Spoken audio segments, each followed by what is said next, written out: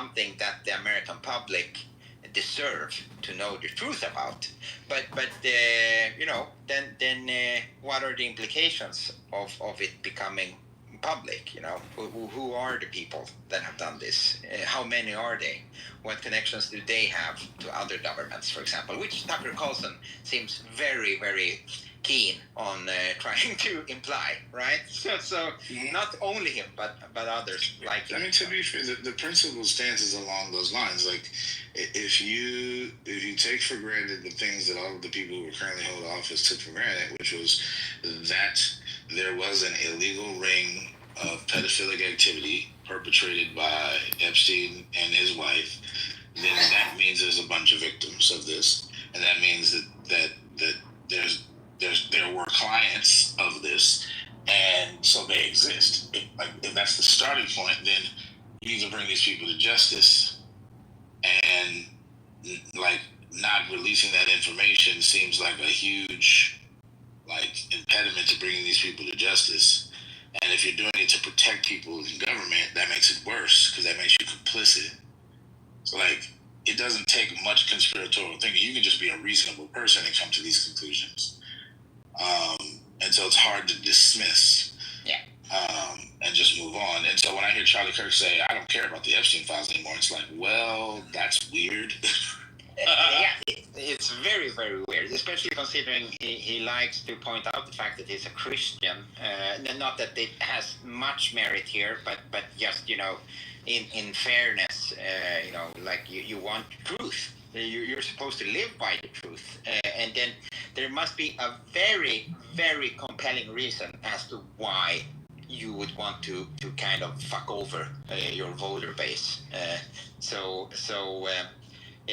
As you said, either they are complicit or it's something deeper. Maybe it's tied to like a whole bunch of stuff that we're not supposed to know about. But even if that is the case, I still think you could disclose at least something.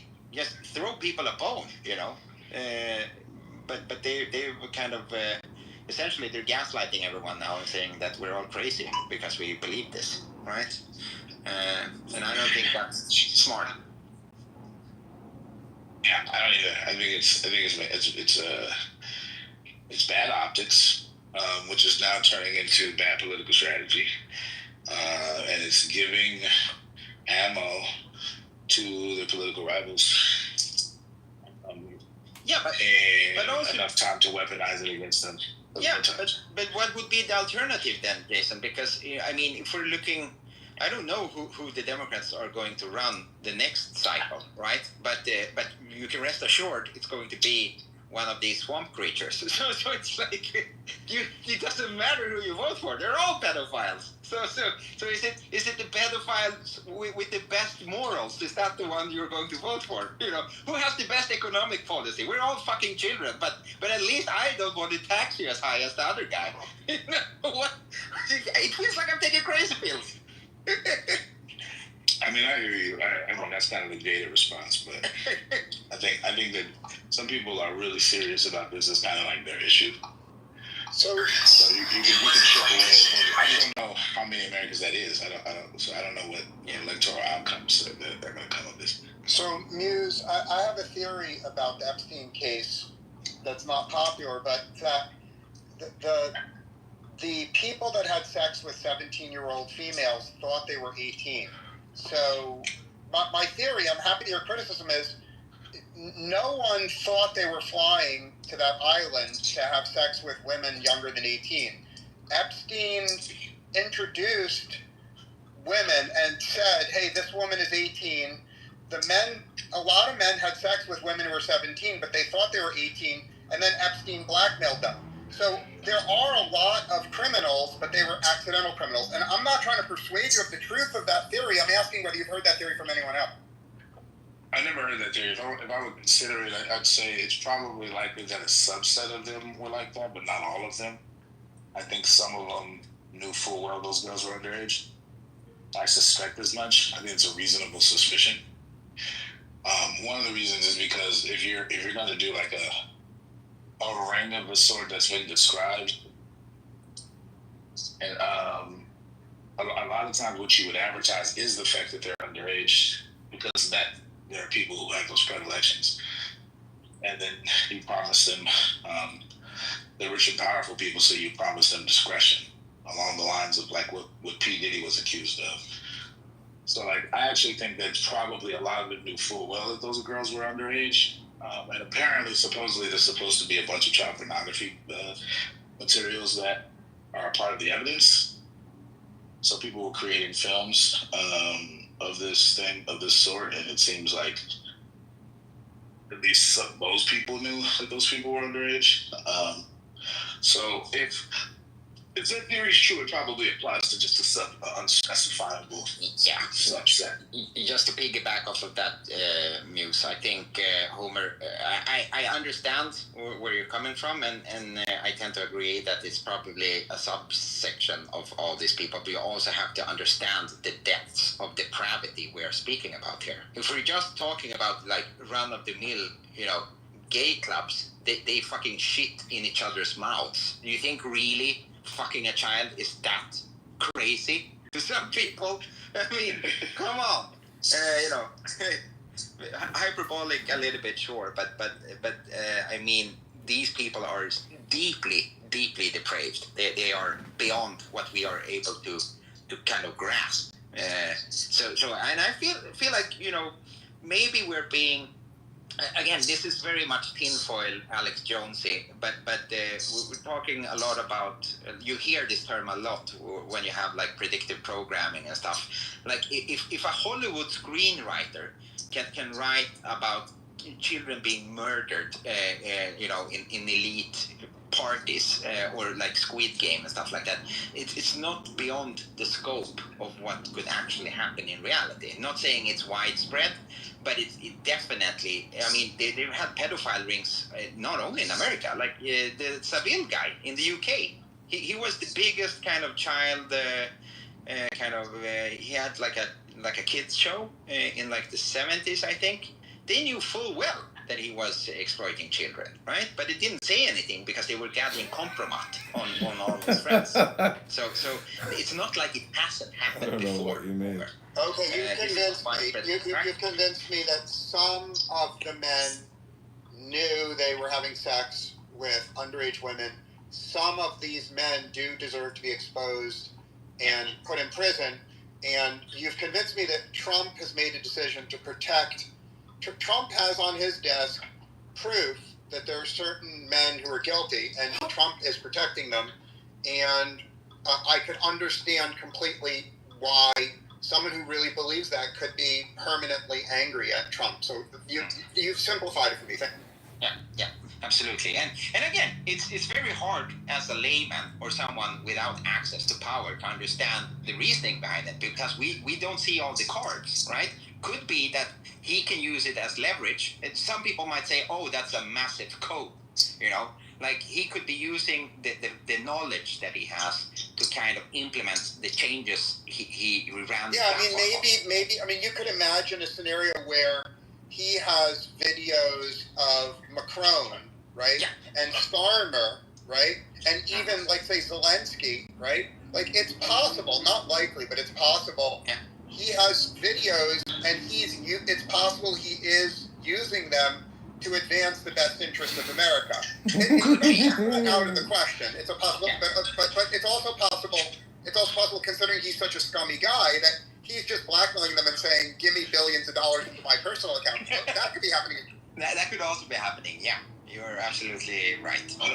We've already. There's also the supposition that he may be on the hook too. Enjoyed a wonderful meal. There's reasonable doubts about that, but yeah. But the comparison again, Muse, was very, very apt. I think, like, just look at to what extent they ran cover for Biden during his mental decline, right? They were essentially just every day on the news being like, oh, sharp as attack. Well, we've already enjoyed a wonderful meal together. Using body doubles and stuff, and you're like, okay, well, this is obviously what they're doing. Everyone knows that they're doing it, but wait, hold on. Wait. They used body doubles for... Yeah, Andre. There's a clip where they have basketball, like NBA Biden. He's like 6'6", 6'5". You know, he's 6'5". He's like towering over his wife. Like I can see if I can find that clip, but clearly it's not him. You know, but they all act like it's him. Yeah, no, I think we're living in like this weird kind of 1984-ish, but not as cool version of reality where they're all just they're doing what they need to do in order to for the optics, all right? So no, I definitely believe there's more to this, and the interesting question, Muse, is when is the breaking point? Like, when are the American public fed up enough with this back and forth, essentially, two sock puppets just fighting each other for entertainment? Well, is it possible? Have you considered that part of the success of America is incredibly successful compared to Europe, is precisely because our political parties are fighting about this silly stuff. I'm not trying to convince you of the truth of that, but if you compare the public policies in the U.S. to the public policies in Europe, we have kicked Europe's ass for 15 years, and our GDP per capita is rocketing upwards as theirs stagnates. Respect. Yeah, no, and I totally get that, Homer. It's a valid point and a salient one. But what I would say is that yes, look at us. Don't become us, Homer. And this is Alex. Where are you located? I'm not trying to be an asshole. Where are you physically located? In Scandinavia, Homer. Okay, so are you in one of those Indonesian countries that made the mistake of letting in migrants that may be committing a little crime? Or I'm currently the poster boy for that. Okay. Like, my country is the at the bleeding edge of this endeavor. Okay, so I don't. Yeah. I on Clubhouse, I have very nasty things to say about all Republicans and all Democrats. So I'm not partisan, and I have praise for your country. So I was actually visiting your country, and there's a lot of nice things in your country. Truthfully, Malmo is... No, it's a shithole. It's Baghdad. But your whole country is not Malmo. So I think most Republicans would say, I visited Malmo, it's a shithole, so your country sucks. Yeah. Whereas I would visit one of the more northern cities and say your country is beautiful. And I want to give you... I don't want to divert the room. I give your country tremendous praise for pivoting. I know of no country in the world that's pivoted more decisively than your country has. And the voters of your country treated the Sweden Democrats as worse than scum for many years. Yeah. And now it's sort of like almost the majority of your country has come to their senses. And so I give your country complete credit for admitting its mistakes openly and pivoting. Okay, I'm done speaking. I don't want to hijack. Yeah. No, absolutely. No, I appreciate it, Homer. But what I'm saying is, like, I'm not wagging the finger here, but what I'm trying to kind of, the point I'm trying to get across is, like, you see what happens when you have a bloated bureaucracy. We have, like, most of the laws that we have to follow are not being decided on the national level. It's the people in Brussels that they don't pay any taxes on their salary. They decide exactly what we're going to do. What a farmer in my country, how many potatoes is that farmer going to grow before he gets fined? That is decided. But my criticism of Europe doesn't have to do with Brussels. You may be misinterpreting, Alex. So I'm going to be clear. Yeah. Brussels, I'm sorry to be an asshole, but Brussels did not force your country to let in the most violent... No, absolutely not. Please let me finish. No, absolutely. Brussels did not force Germany to destroy its economy by shutting down nuclear power. That's not Brussels did not force Spain. In fact, Brussels was supportive of nuclear, as you can see in France. Brussels never forced a nation to have employment contracts for life. In other words, Brussels never forced companies to never fire the unproductive employees. That was mostly national government. So when I look at it's total disaster. Let me give the final example. Yeah. No one on Clubhouse, literally zero people on Clubhouse know this, but Europe's policy towards air conditioners kills more people than all the guns and all the cars in America. So what I'm saying is, if you add up every single person in America who's killed by a car, and every single person in America Americans killed by guns, it's still a smaller number than the number of Europeans that die every summer because the Europeans are so retarded they vote to ban air conditioning. We've already It's enjoyed a wonderful meal 80,000. together. No We'll start fucking with people on the Clubhouse know outdoor that. activities But I'm done sometime speaking. in You the go ahead. schedule will also Yeah, no, be it's a an hour. fantastic point, Homer, and absolutely there are instances where countries in some sort of suicidal empathy, they make these super retarded decisions, excuse my French, because out of dogma and ideology, right? So the Germans essentially saying, you know what, we're going to make ourselves entirely energy dependent on Russia, instead of going the opposite direction. Even saying, worse, right? The environmentalists, you're correct, but you're understating it. The environmentalists forced them to shut down nuclear. So Germany is now burning coal. So because of the Green Party, the Green Party of Germany has fucked the air quality of all of Northern Europe because they shut down clean, efficient nuclear in order to have coal. That's how retarded it is. Yes. And it's the fault of short-term thinking, and I think unfortunately you see this in a lot of these countries that which I mean you can discredit both sides of the aisle here, to be honest, but back in the day we had huge kind of systems and long-term strategy, right? So after the Second World War, when we got the loans from America, thank you very much. Then these countries, they at least had leaders that realized that, hey, this is a big national project. It's going to take decades to get to the goal here. But at some point in time, they got lost. Yeah, I agree with you. I would describe America. So I would describe America as controlled by the deep state. Yeah. But I think what no one else on Clubhouse sees, except for me, is it's a benevolent, altruistic deep state. So, and you're not going to hear this from anyone else, in my view.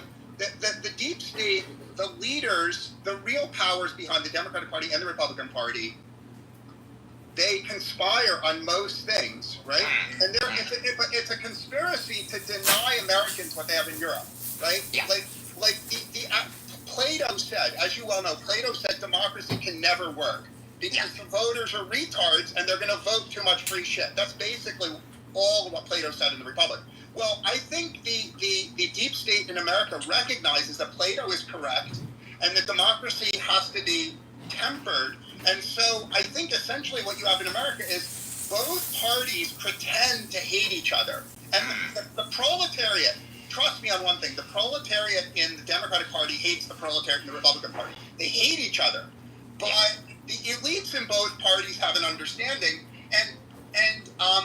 So I think it's a benevolent conspiracy. And the proof of the benevolent conspiracy is we still have nuclear power and you don't. We still have employment at will. The most powerful thing for having a good economy is employment at will. We have it and you don't have it, right? We have an open economy. The overwhelming majority of migrants to the U.S. actually get jobs. But no party would deny. It's like when America lets in 1 million immigrants, like 90% of them get jobs, whereas in Europe, more than half the immigrants refuse to work. If you look at the labor force participation in Sweden, it's horrific. Even after living in Sweden for 20 years, many migrants refuse to work. So I guess what I would say is we have like it's a little bit of a joke. It's a little bit of a shtick, right? It's like professional wrestling.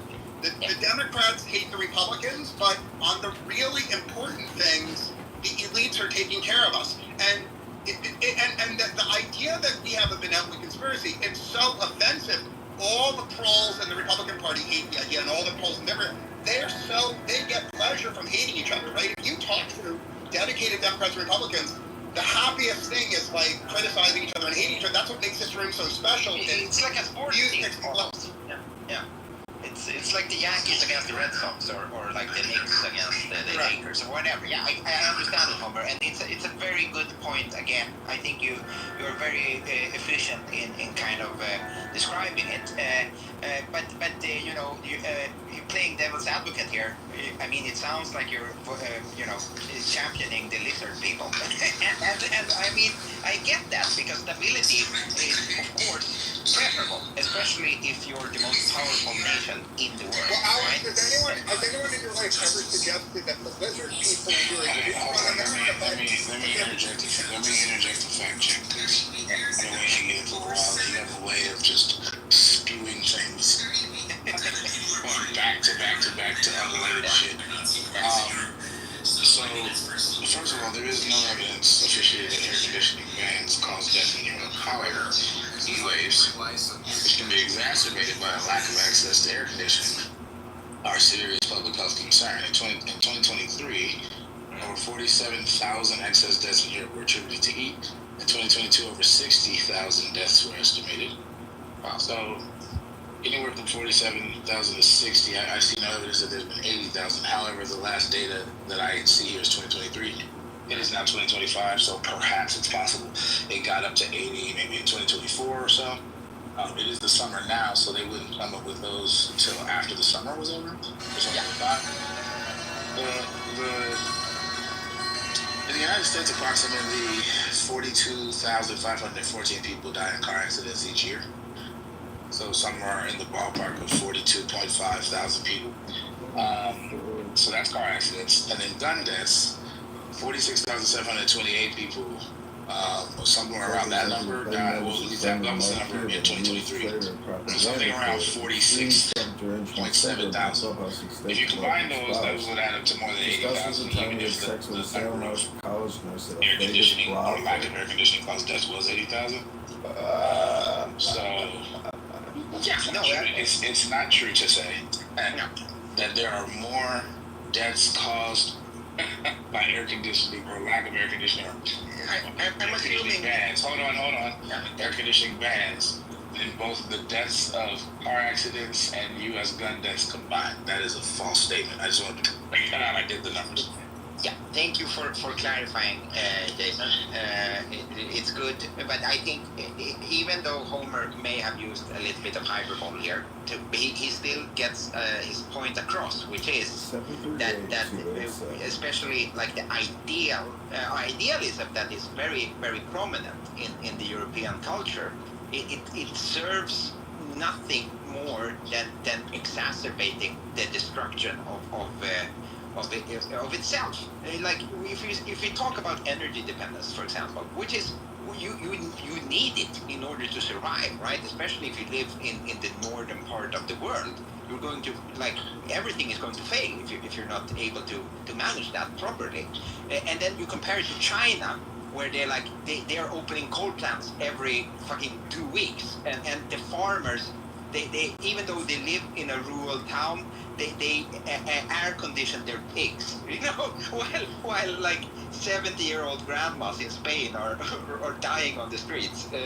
So he points to a truth, even though the data is fudged a little bit. It points to an essential truth that we have to be realistic, and I understand Homer's point there, and I think America is smarter in managing these things. But the question I would pose, Homer, is: do the ends justify the means? You know, if there's a benevolent cabal of people that have an understanding that we need stability in America, and then, you know, it doesn't matter what the peasants vote for, we're still going to agree that we have to do certain things for national security and to keep top position in the world. Does that mean then that you're supposed to just let fucking rich assholes fuck children? You know, I don't know. I don't know if that's the most efficient way to solve this issue, you know, and maybe that's where we differ, you know. But I totally understand what you're saying, and I think it makes, like, gut feeling says it makes sense that it would be like that, because as you say, yeah, democracy is flawed because people are easily swayed, and they also tend to forget very quickly, right? Yeah, but that's why I travel in Europe. I hate America, but then I travel in Europe and I love America. The more time I spend in Europe, the more I like America. And I just observe the voluntary poverty at every level of European society, and it's striking, and you can't see it unless you go back. Go there. The final thing I'll say is, in America, we have this incredible social pressure on billionaires to donate most of their money. So I don't know if you saw just today, Larry Ellison announced he's giving 80% of his money to Oxford University to build an institute to solve the future's problems. So that's something special about America, that Europe just does not have billionaires pressure to donate money the way we have in America. Respectfully, Al. Yeah, no. I totally, like, again, Homer, I don't take it personally. I am a little bit of a America-phile in my leanings here. I understand the founding principles quite well, and I think it's the greatest document ever produced by mankind. And I am very sad that Europe has not adapted properly. Like, it seems like they did the French Revolution and then they just gave up after it. Yeah, it's very sad, but we'll see. I think it needs to reach critical mass. Really, I think you're going to have to reach a point where people are so fed up that populist movements are going to have to address these things for better or worse in order to actually affect change. Because at the moment it just seems like it doesn't matter what you vote for. Even the party that you were talking about before, Homer, my right-wing cuckoo party, essentially the MAGAs of Sweden, they got a lot of you should give the credit where credit is due. They actually affected the national conversation, and now people are, even the people that would cancel you 5 years ago, they are starting to actually admit that maybe this migration thing, maybe we actually need to actually help them at least integrate into society. Yeah, and not just I have a different view, Alex. I think I posted a link to a book called 1 Billion Americans. I would urge you to give up on Sweden and give up on Europe and just move to America. Just move to America. If you read this book, which I recommend, it says that America should welcome all the super smart, thoughtful people in the world like you. We have space for 1 billion people, and I really believe in the book. Yeah, I'll make sure to bookmark it so I can find it later on today. But you're probably right. And historically, that's the way it has worked, right? America has had a tremendous advantage in the other advantage I brought up is we still have the health anniversary, and you don't. Yeah, also true. Also very true. And it's a big problem all over. And I think maybe that's finally what's going to be the nail in the coffin for China as well. The one-child policy has done tremendous damage to that country. Well, respectfully, Europe will die many years before China, in my view. But I don't want to dominate the room. I'll let the moderator reset the room as he does. Yeah, absolutely. Jason, do you have anything to add? I just wanted to note sarcastically how Homer took over my room, and then after it was, I don't want to dominate the room. I'm gonna let the moderator take his room back. Like, thanks, bro. Don't worry, it was promised to him 3,000 years ago. Guilty of hijacking the room. Very true. Because a little boy. No, but I mean, I don't know.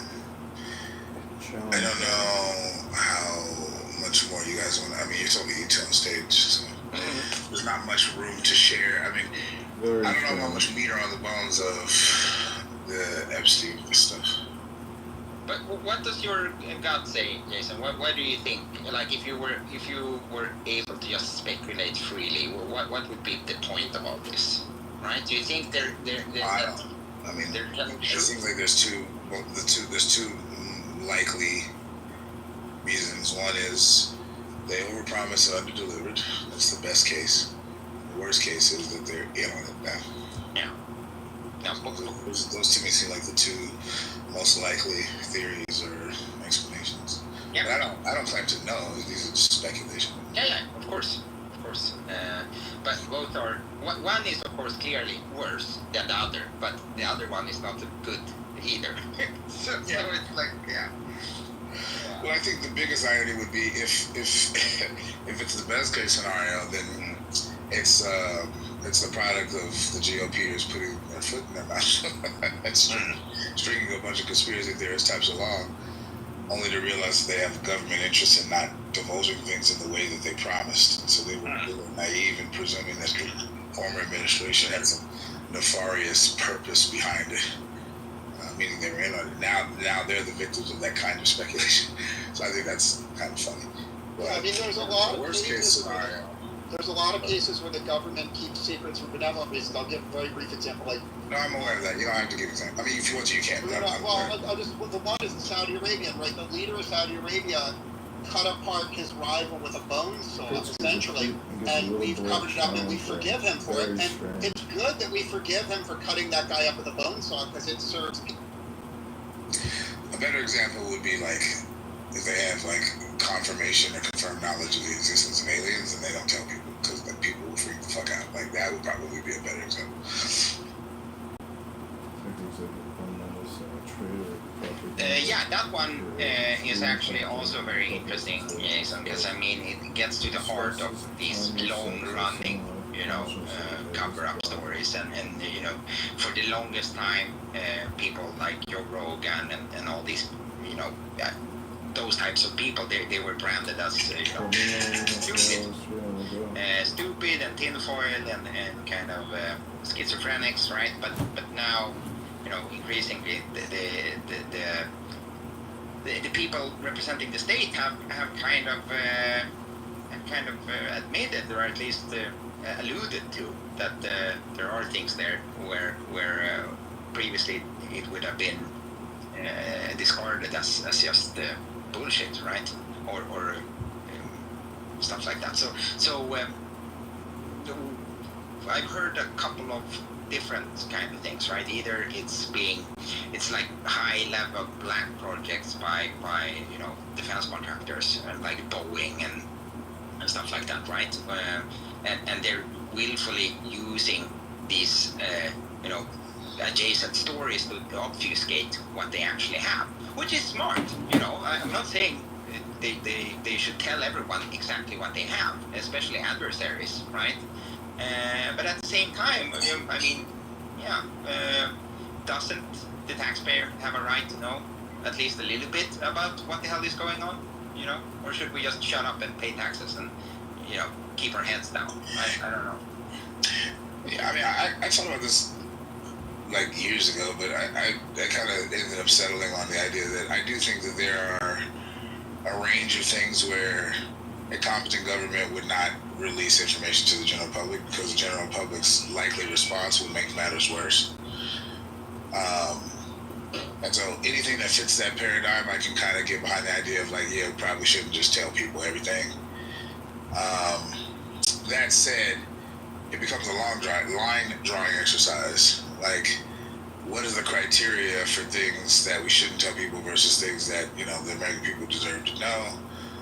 And that shit gets tricky real fast. So if you have like maybe you have a scenario in which a particular politician or presidential candidate, let's say, would objectively be like really good for the country, but they're mired in some like scandal of some horrible thing that they did years ago, that if it got out, if the public knew, they wouldn't vote for him.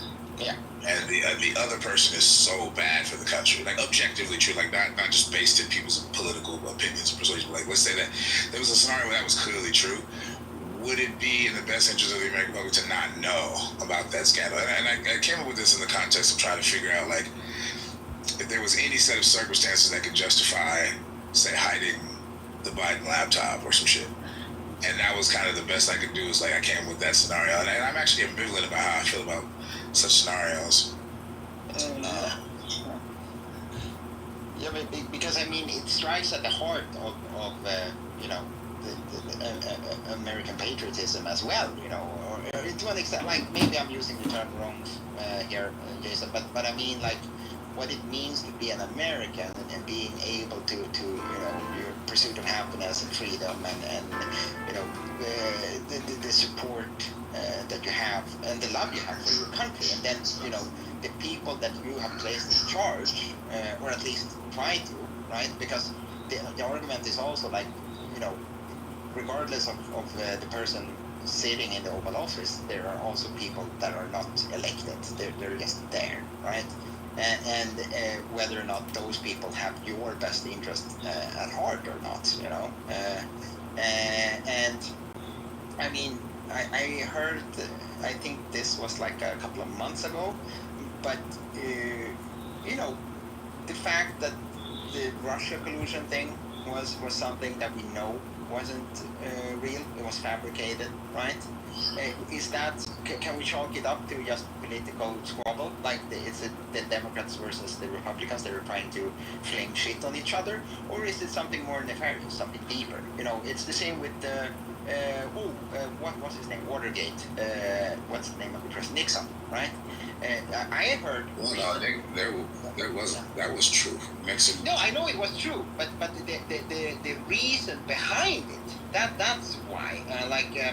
Because timing is also a little bit important, Jason. So what I heard recently was that yes, he absolutely did the things that he was accused of, but the reason he was outed, or that they tried to get, because the guy who wrote the article, that the guy, the journalists, what was the name of the journalist that did it?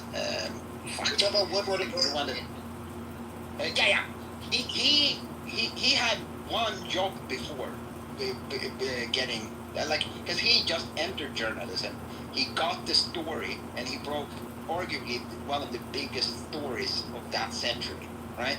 Before he worked as a journalist, he was part of the intelligence community, right? So it's like, who would stand to benefit? And I recently heard that Nixon was questioning deeply the events surrounding the assassination of John F. Kennedy, and that's why they fucked him over.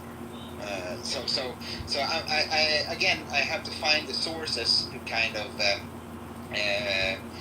to kind of prove this, or at least where I got it from. But I'm pretty sure that's what I heard, and that's why the entire scandal broke. If he was just playing ball, then nothing would probably have happened, right? If he just shut up and did his job and didn't try to threaten the real rulers, then he would have been fine, essentially.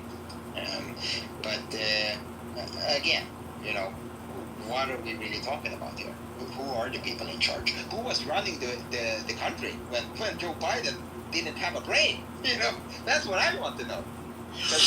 Well, I mean, once you give so one of the elements of it, because I'm kind of going back to what I was talking about before about how uncomfortable I am with the idea that the government having be able to basically not lie, but just hold the information with the American people.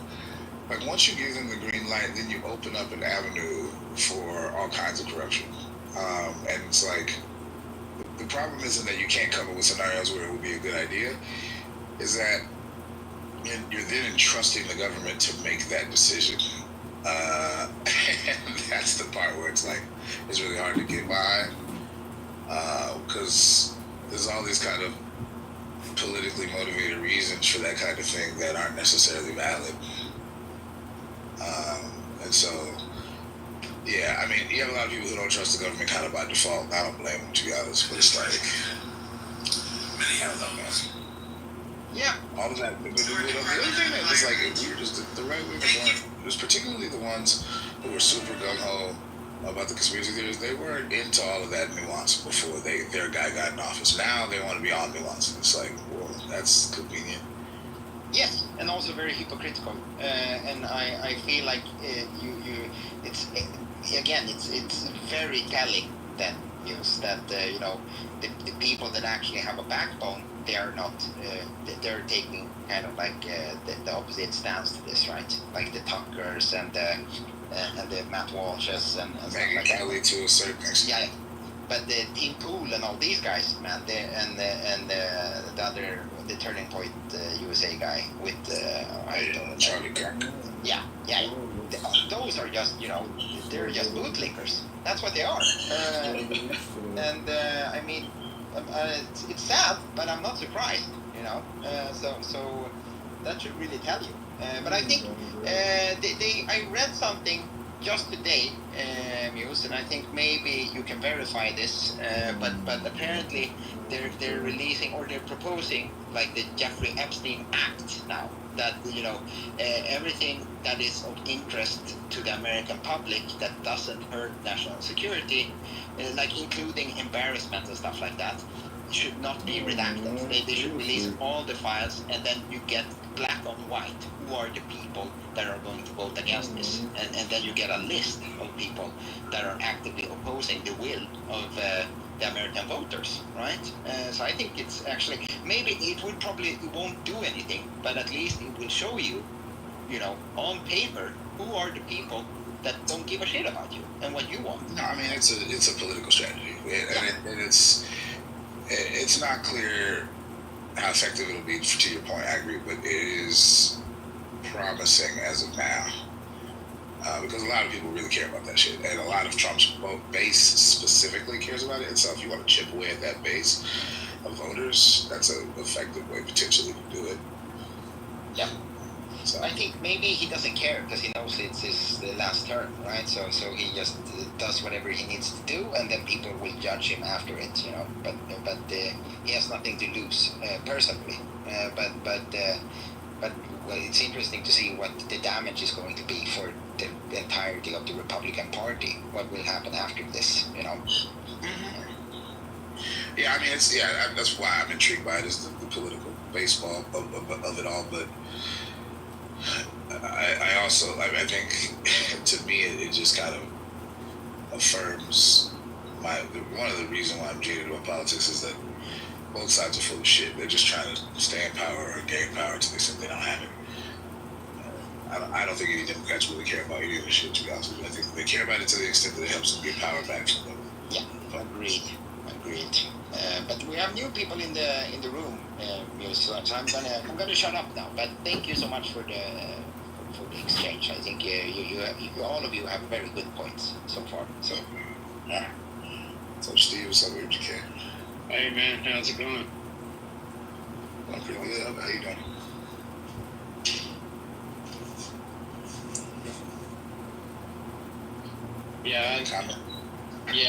I think you're dead on. I voted for Trump, and he wasn't the person I voted for in the primary, though. I mean, I didn't vote for him in the primary. In the general, I voted for him. But I like you said, this just exposes the fact that powerful people a lot of times have a lot of interconnections, and power becomes the most intoxicating drug that they can consume. And when it comes to them and the people around them maintaining and collecting power, they'll like you said, Democrats and the Republicans are the same on this, man.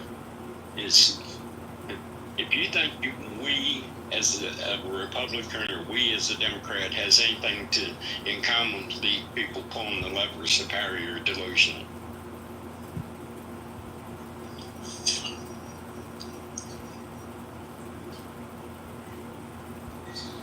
What's up, MGK? Did you want to comment as well? Sure. I'd say, look, I'm probably still in the process of the process of trying to process all this stuff. It's sort of it's very intriguing to me. And look, even though I am MAGA, right, I'm not too at no point was I ever bloodthirsty about how we need the list and things like that. But it's like it is interesting with the way that it was sort of presented, and I'm sure maybe this is probably likely just playing political football with the sort of materials and information that you have at your disposal, right? So it's like the way it's sort of been presented, whether by Trump himself, or just, you know, folks that line up on the right. I think it's how can I put it? What it sort of the frenzy that it's turned into. So all of a sudden, sort of,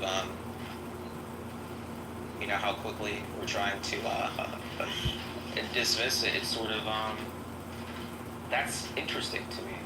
To me, it's like, did they talk out of their ass and did they overpromise and are going to end up under delivering, or is it actual cover up?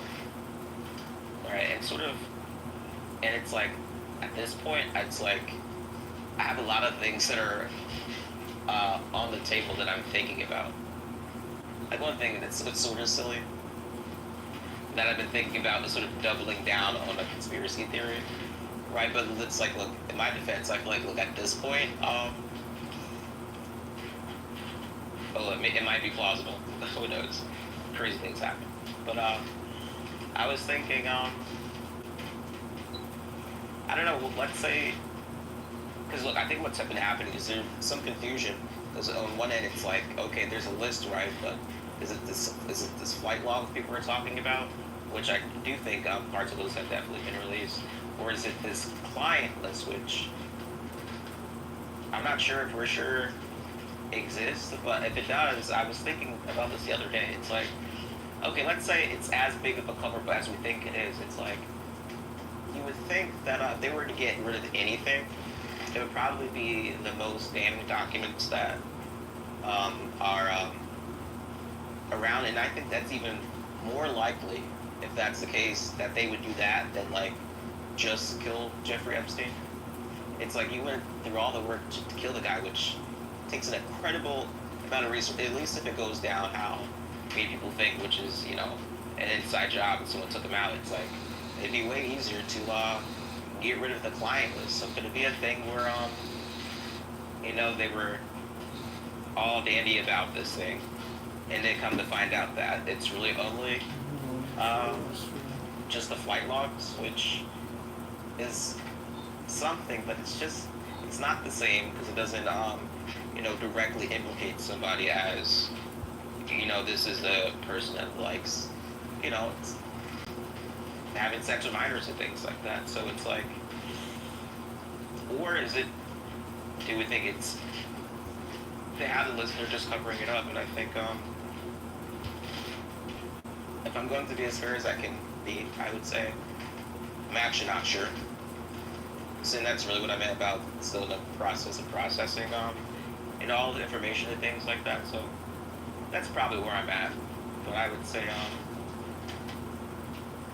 you know, I think it's been handled very poorly, regardless of, you know, if they truly have the client list and are covering it up, or if they were over-promising to just end up under-delivering. Well, you know, yeah, I think there's a lot more in Black Dog. I mean, Epstein, if he has his setup and he's doing what he's doing, you know the guy's got to be paranoid. So if you're paranoid about the people you're dealing with and the things that are going on, the first thing you're going to try and do is get some kind of protection. And the protection would be video of these guys actually doing what they're doing. And that'd be your leverage to keep the guy from knocking you off, you know. So I think there's a lot more there, the extent and scope.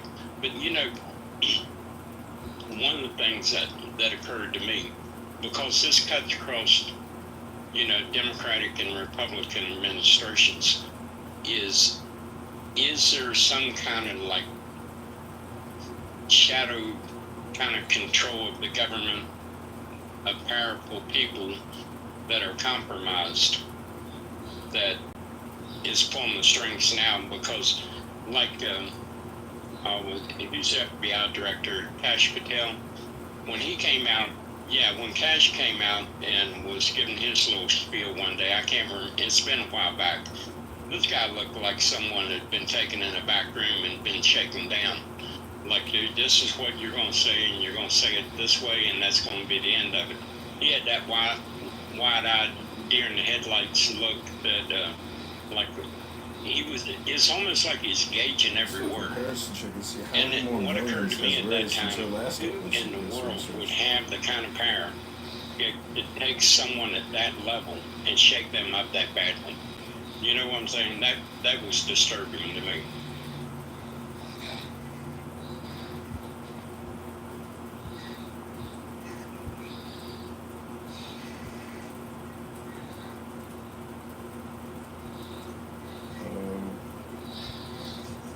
How much is Pfizer?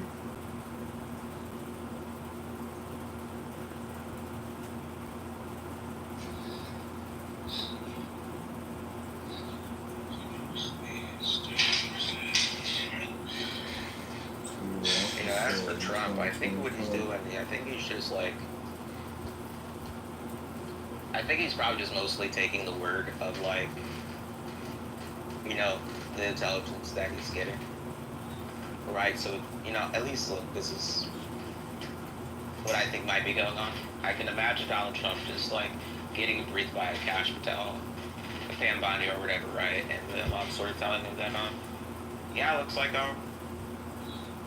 he killed himself. Maybe this is nothing, there's nothing here. And Trump goes with that. He's like, why are you guys still talking about this? This is old stuff, right? And I think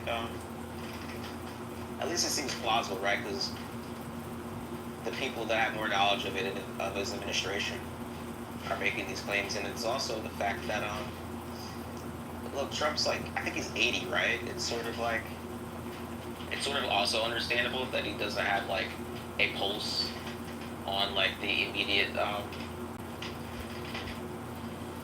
the wind of the culture when it blows. Even though he's shown that he's very good at it, it's I think in some instances he definitely it makes sense that he's not as on it. But I do think just a couple of days ago that after he was sort of saying something like, I can't believe we're still talking about this. He also said that Pam Bondi should release more files too. So he's sort of doing this. I think he's picking up on it slowly. That a good portion of his base is they're just not going to shut up about it, which actually like as a someone that's voted for Trump voted twice, not in the same election. That's illegal, guys. No vote for Trump. But, that's Well, this could cost him. It's out of control. This could cost him big time in the midterms. If he loses a bunch of seats in the midterms, he's basically done for the rest of his presidency. So he's got to get a handle on this thing one way or the other, or he's in trouble in the midterms. I know there's a lot of Republicans that are not happy right now, and you get a disaffected base, they're not going to turn out, and you're going to get smoked in the midterms. You're going to be pissed. I wouldn't even be surprised if this is the imagination of my mind, so it's not real. There's no evidence of it. It's retarded, right? But hey, it wouldn't be that crazy if they were like, yeah, we do have these Epstein client stuff, but hey, we could be the administration that drops all the files right before the midterms and use it as leverage. I wouldn't be surprised if that was in the political calculus. Well, then why wouldn't they drop them now? I think that might cost them in the long run. Yeah. If they can drop them at all, they should have did that. Do you think there's video, Jason? I think there's video of powerful people that guy took, and he had stored somewhere. And I forget that woman that was working with him. If they didn't find it all, I bet they strong arming her for the location of it. I mean, allegedly there's video. It's been described as video that entails child pornography. Somebody's having sex with the children. So I don't know, bro. Like, there's video. There may be video of powerful people. If that's the case, they can't show that because that would be to show child pornography. Like, can you imagine, like, the FBI leaked the R. Kelly tapes? Like, that would be totally illegal.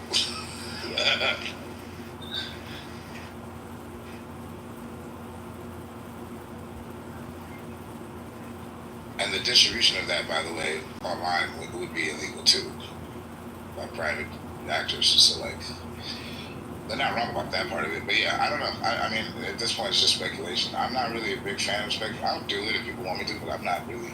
I just don't fucking know, and I'm cool with not knowing. It's just the reality. I think that whatever it takes to get justice to the victims, I would be in support of that, insofar as it's reasonable and consistent with the law.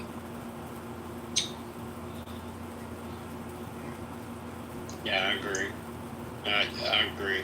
They're, you know, but again, I think this whole thing just points to there's a class of people that operate outside the rules that most of us have to live under, and they just laugh at us.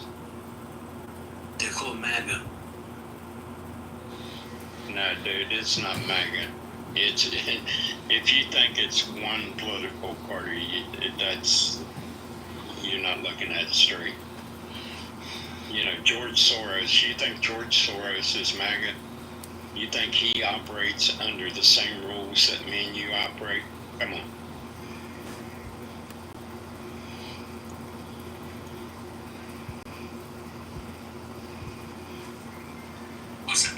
What's up, Jason? You want to know what I think, Steve? I think there's a massive cover-up. I think there's things there that Donald Trump don't want the world to see. I think the man was murdered in prison. Okay? Because you need a perfect storm for this guy to kill himself. Security guards, COs falling asleep, cameras miraculously just not working on the same night that they fall asleep. And here's the thing I don't understand. On both sides, I mean, Republicans, Democrats, it don't matter. If they want to cover it up, they're going to cover it up. But anything that could possibly paint Donald Trump, MAGA comes to his defense. Like, wait a second, dude, there's no need to release this. And then it's bullshit, release it. Because, by the way, that was one of his campaign promises, that he was going to release these files. So, let's step up, do it, and I think this is going to tarnish his legacy, which I believe he's trying to fix. But release the tapes, release the file. I think that JB, I think he's getting a fracturing in the MAGA base from this. I don't think all of them's going along with him. I mean, I voted in the general for Trump. The primary, I didn't vote for Trump in the primary, but you know, this is something. It's a bridge too far for me. Once again, Steve, we all grew up with if it walks like a duck, it quacks like a duck, it's a duck. So this man's in one of the most secure prisons in America, where they do suicide watch, where they walk by every 10 to 15 minutes to check on it, because there's inmates that do that, by the way, they get paid to do that. And the cameras don't work, the cops fall asleep, they change the log. So, I don't know, to me it seems like, I'm not a conspiracy person, but all the pieces fit. What do they call that, Occam's razor? Yeah, I mispronounced it. Sorry. Yeah.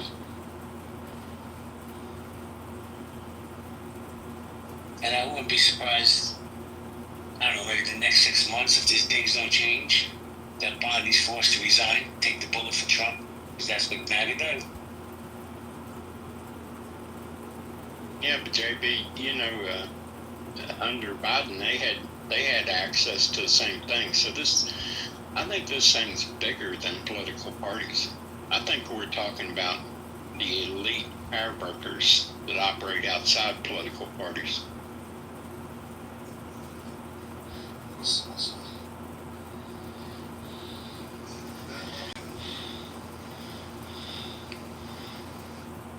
Hey, Steve, you might be right. I don't know, man. I know that this guy Epstein was a mediocre student at best when he was in college. I think he lost his job at Bear Stearns. Somebody can fact check that. How this guy garnered so many billions of dollars and got all these powerful people around him, and now they're saying there's no list? Come on. What's up, Andrew? Hey, JB, what's up? I think it's called leveraging, JB.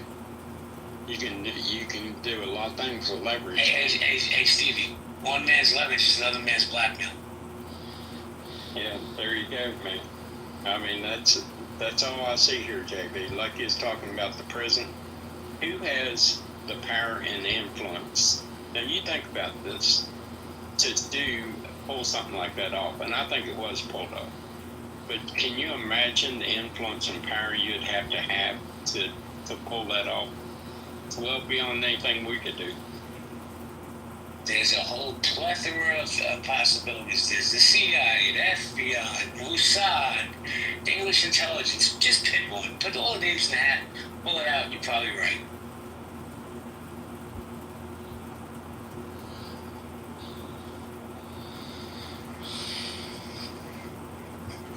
Are you guys discussing whether it's morally permissible to use blackmail as means of achieving your goals? Depends on whose morals you ask. What happened to Prince Andrew? Well, I mean, being the moral realist, I would say it's objectively false. It would not be a good thing. Regardless of the, pink unicorn heaven that you're trying to build. Well, I think when you get to this level of power and influence. Oh, I'm sorry, Jason. I'm sorry. No, I was going to say, that's actually a good question. I don't know. I'm ambivalent about the moral status of blackmail. That's interesting. I don't think morality at that level has anything to do with anything. I don't think there is any morals. I think there's power, influence, and leverage. And I think that's the only driving factors. I think there are cases where I would say wrong. I don't know that it's wrong for the stop. That's what I'm in trouble with. Well, Steve, let me ask you a question. Sorry, Andre. Let me just ask this question. See, what's more morally contemptible? Blackmail or grown men sleeping with underage girls? What's worse, do you think? I think one would do the other, but I think sleeping with an underage girl. Blackmail would depend on what your objective was. I mean, if I blackmailed someone to keep them from donating to feed 100 starving children and got them not to do that, that'd be pretty bad. To me, the clearest cases of blackmail being wrong are blackmailing someone to do a wrong thing. I think those are the clearest cases. If you blackmailed someone to do something they should have done anyway, I'm less clear on what's wrong with that, other than the presence of some form of manipulation of their will. That might be the source of the wrong in some way. But I don't think that coercion is inherently wrong. So insofar as blackmail counts as a type of coercion, then I might treat it the same. But maybe it's something along the lines of you don't have the official authority to leverage the coercion.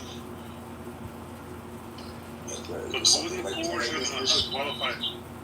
But Wouldn't qualify as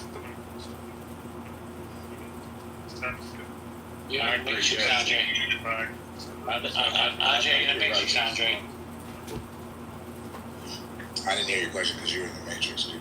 Sorry, can you hear me? No, I just said I think you're right, Jason, in your analysis there. Well, my analysis is incomplete. I'm speculating. I'm thinking out loud. But go ahead, Andre, say it again. Andre, there? Yeah, I just lowered my quality of my audio. Maybe it's better. I'm saying that wouldn't coercion qualify as some sort of deception? So you're not releasing full information to individual, and therefore you're taking advantage of it's No. Coercion doesn't have to be deceptive. So, for example, if I'm a parent and I coerce my child into doing something that they should do, like eat their vegetables, that doesn't involve deception at all. Eat your vegetables or you don't get your allowance. Eat your vegetables or you're going to be doing chores for a week. Something like that. That's coercion. What we would think, most of us would think that's a justified form of coercion, because the goal is to induce behavior that is conducive to what they ought to do anyway. Didn't they just try to do that to Diddy? It's the sex trafficking charge. They said it was coercion. Well, no, that's different from the case I just gave. But so I was giving just an example of a form of coercion I think most of us would accept as like morally good. Like we wouldn't say it was bad that I made my child eat the vegetables. Like, you know what I mean? Like, yeah, I think in this instance, like it gets a little bit more complex, because what you're doing is you're withholding information from the public, so the public has a completely wrong perception of the individual. And you Right. So just to be clear, I wasn't taking a position. I was saying. Oh no! I totally understand. Okay. Yeah, it's hard because I'm trying to figure out like where the line in the sand is, basically. Yeah, but what are the principles though at the base level? Like, I'm not against coercion in general because of cases like what I just said, but I am against clear cases. So like, if I coerced you to murder my wife because I got some dirt on you, I feel like that's a clear case of coercion being bad. And one of the reasons why, at the very least, is because I coerced you to do a thing you ought not have done ever in the first place. So then coercion is not in question. It's the goal that is in question. So whichever. Yeah, it's more complicated by the fact that the coercion consists of the omission of information. So like, now we're adding things. Yeah, I totally understand. Yeah. Well, okay, so the famous case with, with not telling the Nazi that you're hiding your Jewish neighbor, would that be the type of coercion that would be accepted? I don't even know that that's coercion. I do think that's acceptable. I'm pure Kantian on this. Oh no, you're lying. Yeah, you're right. Let me think of it. Yeah, that's just deception, isn't it? No, because you don't owe them that information, so you don't have to tell them that information. So on some level, I think that there are cases that I could come up with. One of them would be the famous Kant case, where you can omit information and be totally cool morally, like particularly like when it comes to divulging private information that the person who wants the information is just not authorized to have access to. I think those are clear-cut cases in which not giving them the information they want is morally fine. Like, actually, it could be immoral to give them the information, particularly if you had good reason to think that they had nefarious intent with that, to use that information. Like, you knew or you had reason to suspect that they were going to use that information to then blackmail someone else. Like, and you participated in that. Like, it could be immoral to give them the information. So, like, that's what makes all this just complicated. So now I'm thinking about principles about when it's moral to withhold information, and I'm combining that with when it's moral to coerce people. And the shit's complicated by all of these factors. Then you have another layer of it is like the relationship of like government officials to constituents, and like to what extent do government officials owe information to constituents, to certain types of information that they clearly can't tell people publicly, like private information. But then there's types of information where like it's probably in the best interest of the public to know, like, hey, there's a global fucking pandemic unfolding. Don't go outside and join in super spreader events. Like, can you imagine if the government knew that COVID was spreading, but they didn't say shit? Like, we would consider that woefully immoral and not in the interest of public health at all, because a lot of people could die as a result of withholding that information. So like, shit's getting like all of these layers in terms of my brain and analyzing these things is like, it's hard to put them all together in a way that's like principled.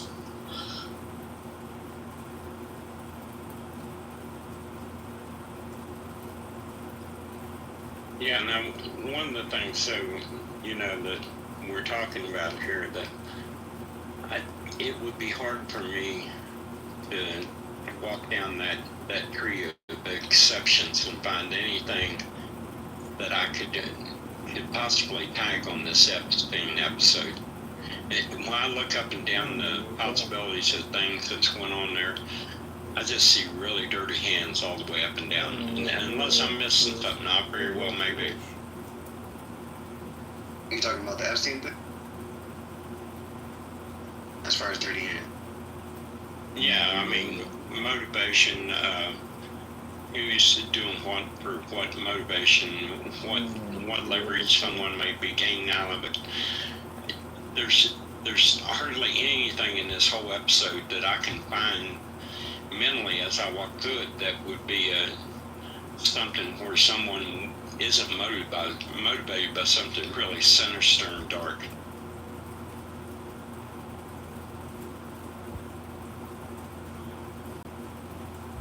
Yo, Black, did you guys go over the Howard Lutnick thing? I don't know what you're talking about. I assume not. Yeah, our Secretary of Commerce, he was alongside Trump when he was talking ad nauseum, as he does, about how much we should stop talking about Epstein. And somebody had pointed out how, our current Secretary of Commerce, Howard Lutnick, was Epstein's neighbor in the past, in the very recent. What does that mean? I'm sure it's just a coincidence. Are you being tongue in cheek, or are you saying seriously that? I mean, partially, it could be a coincidence, but then, it could also be a coincidence that Anthony Blinken's father was Robert Maxwell's lawyer. Like, there seems to be a trend here of people having associates in high positions close to the scandal, but no actual progress being made on bringing to justice the perpetrators of said scandal. So it's like convenient placement of these figures, considering they have potential implication in the scandal.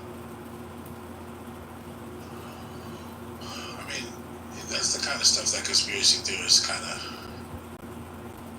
take, I think, and run with a little too much. But there's like a intricate, like, you can.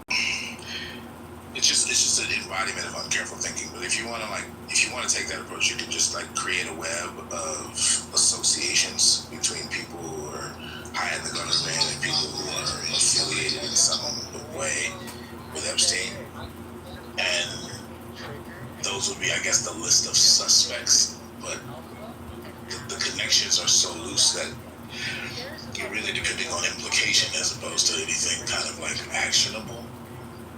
And that looseness is what I would criticize. Like, just because I happen to live next door to Jeffrey Epstein doesn't mean I was in on his weird criminal thing, bro. Like, I mean, that's obviously true.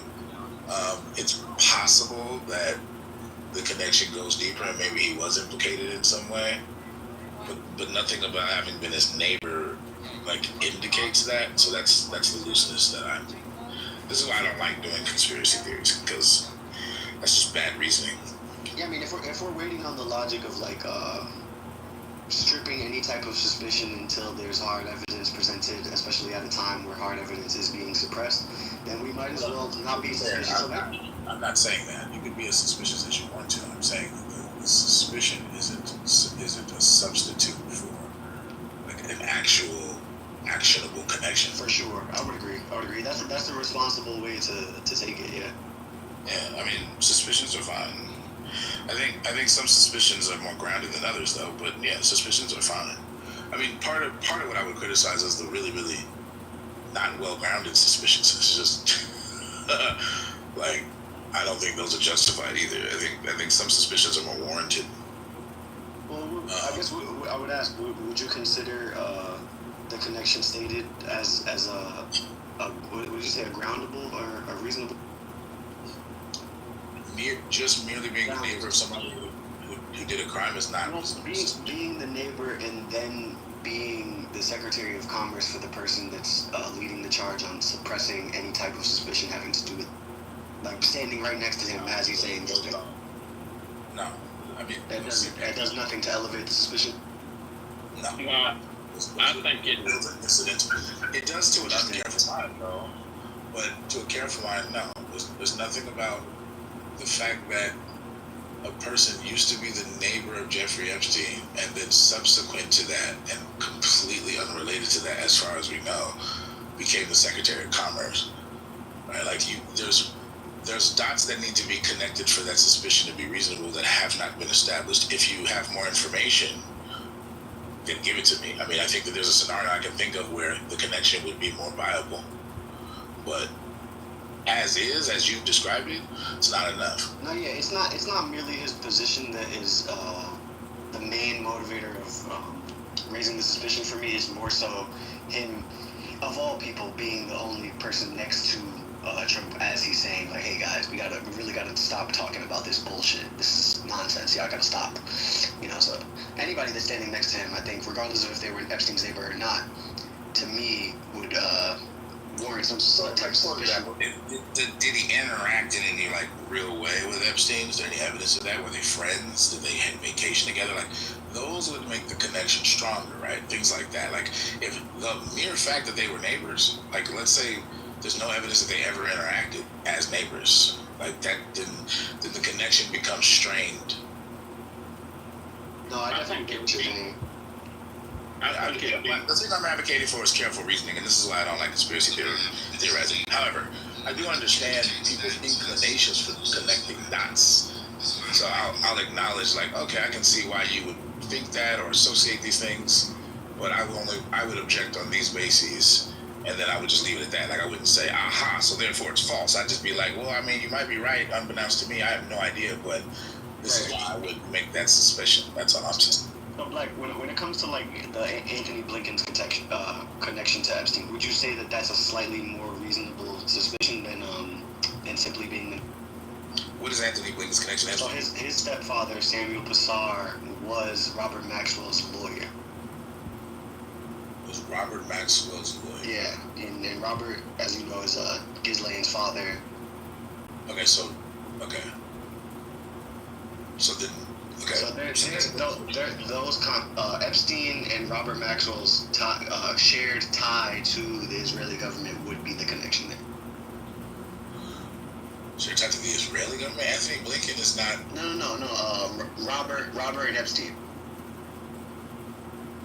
Wait, what? Wait. Sorry. I'm taking a step back because I'm trying to factor in the connection to the Israeli government part, where that's new. That's a new thing that you've introduced.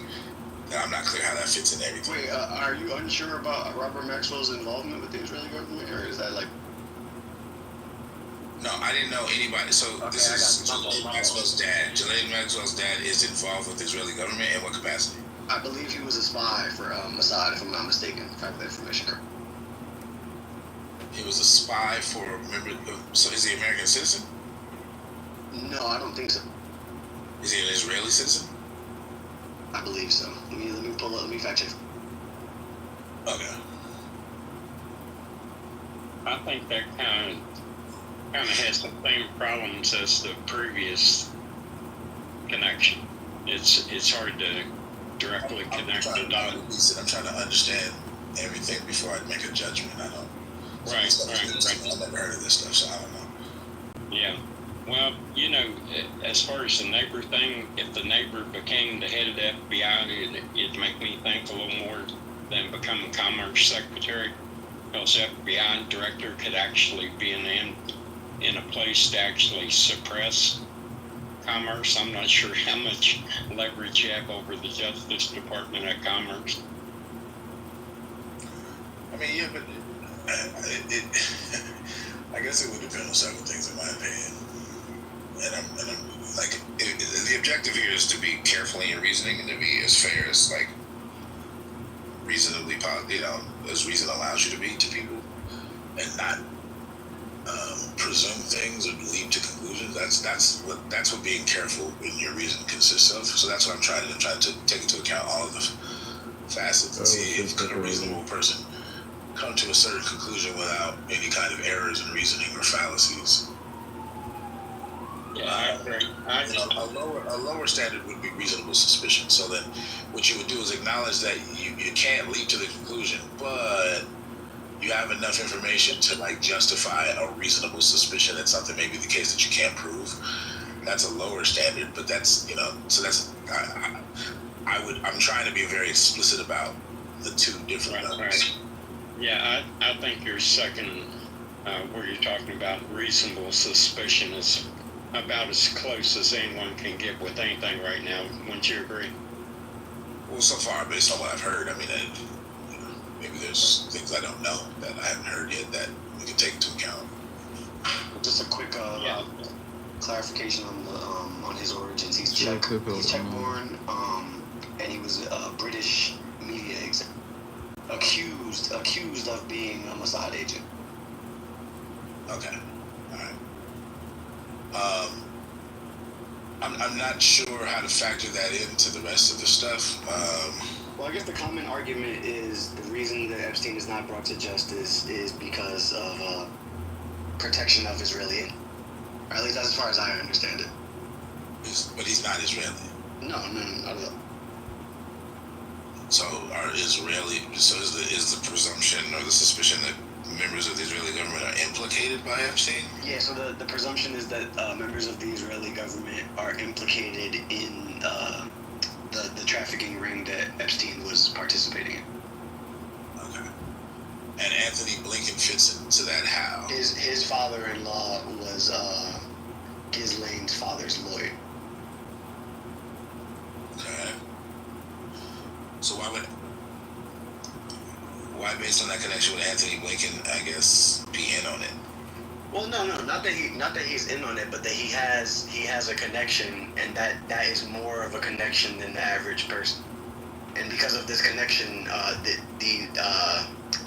any sympathies he could have towards that cause could be exploited by people who are seeking to advance. So, like, remember, your pops was with us. And he's like, yeah, word. But this is Here's $1 million. Yeah. Okay, so, like,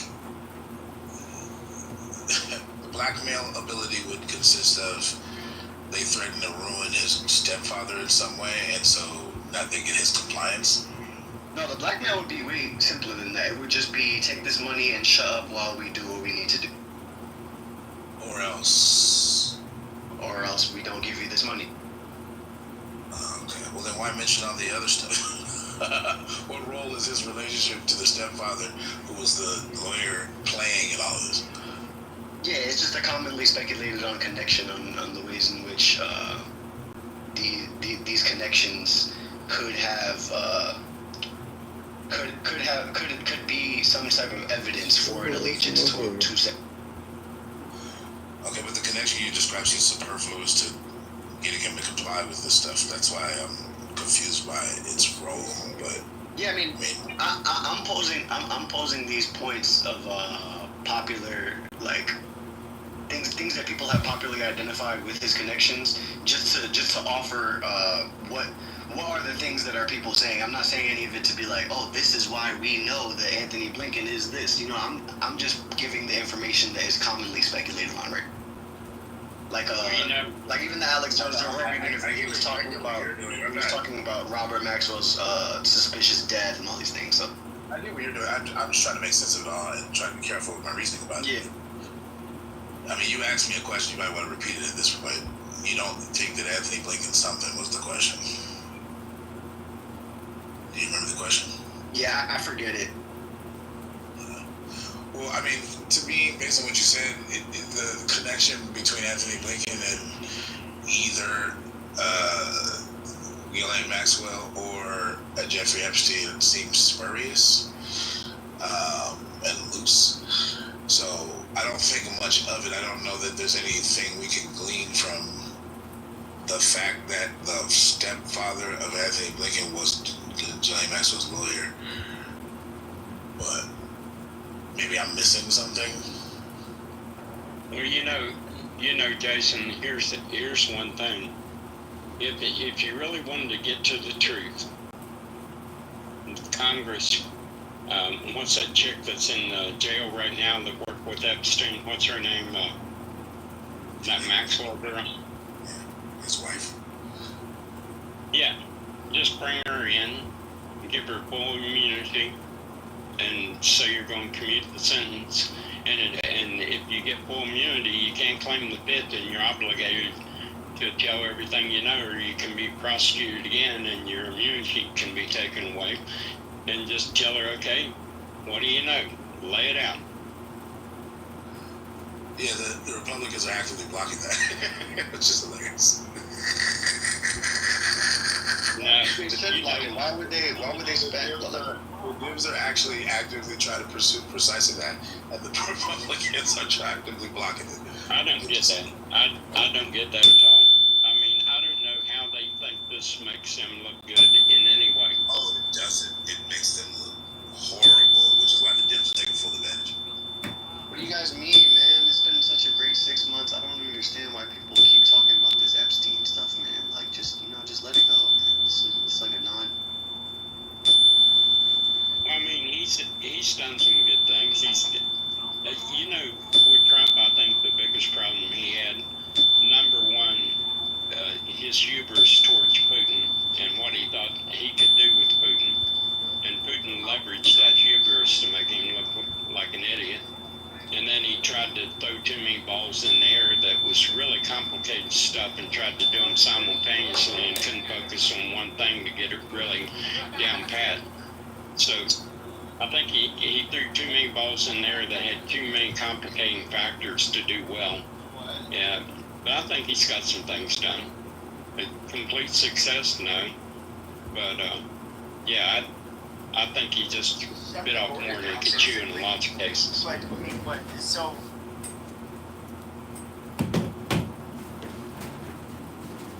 I mean, if it was nothing to worry about, like, what is? I guess in the best case scenario where Democrats or Republicans are not implicated in this list, like, what is the problem? you fuckers off of Medicaid, and even with this Epstein shit, I mean, he's fucking worthless. He cucked to Israel and bombed Iran just because, a bunch of whiny, I'm not even gonna get into it. I mean, it's just like pathetic. He's not even being America first, and he hasn't been. I just would say, like, is he worse than the alternative? I think what Alan is saying makes sense. The Democrats, does anybody believe the Democrats would have released the Epstein files? We got the two Jewish-controlled candidates, so we get to. Yeah, we have to. Let's not do the Jewish. Time to make a sandwich. It's like you need it. Now it's time to add the chicken cutlets. Beat to this. How you doing? Okay. Come on, look at these chicken clothes, bro. Forget about it. But she doesn't swap. And of course, I'm gonna throw the fresh fruit inside out. Come on, bro. Look at this mozzarella, bro. Forget about it.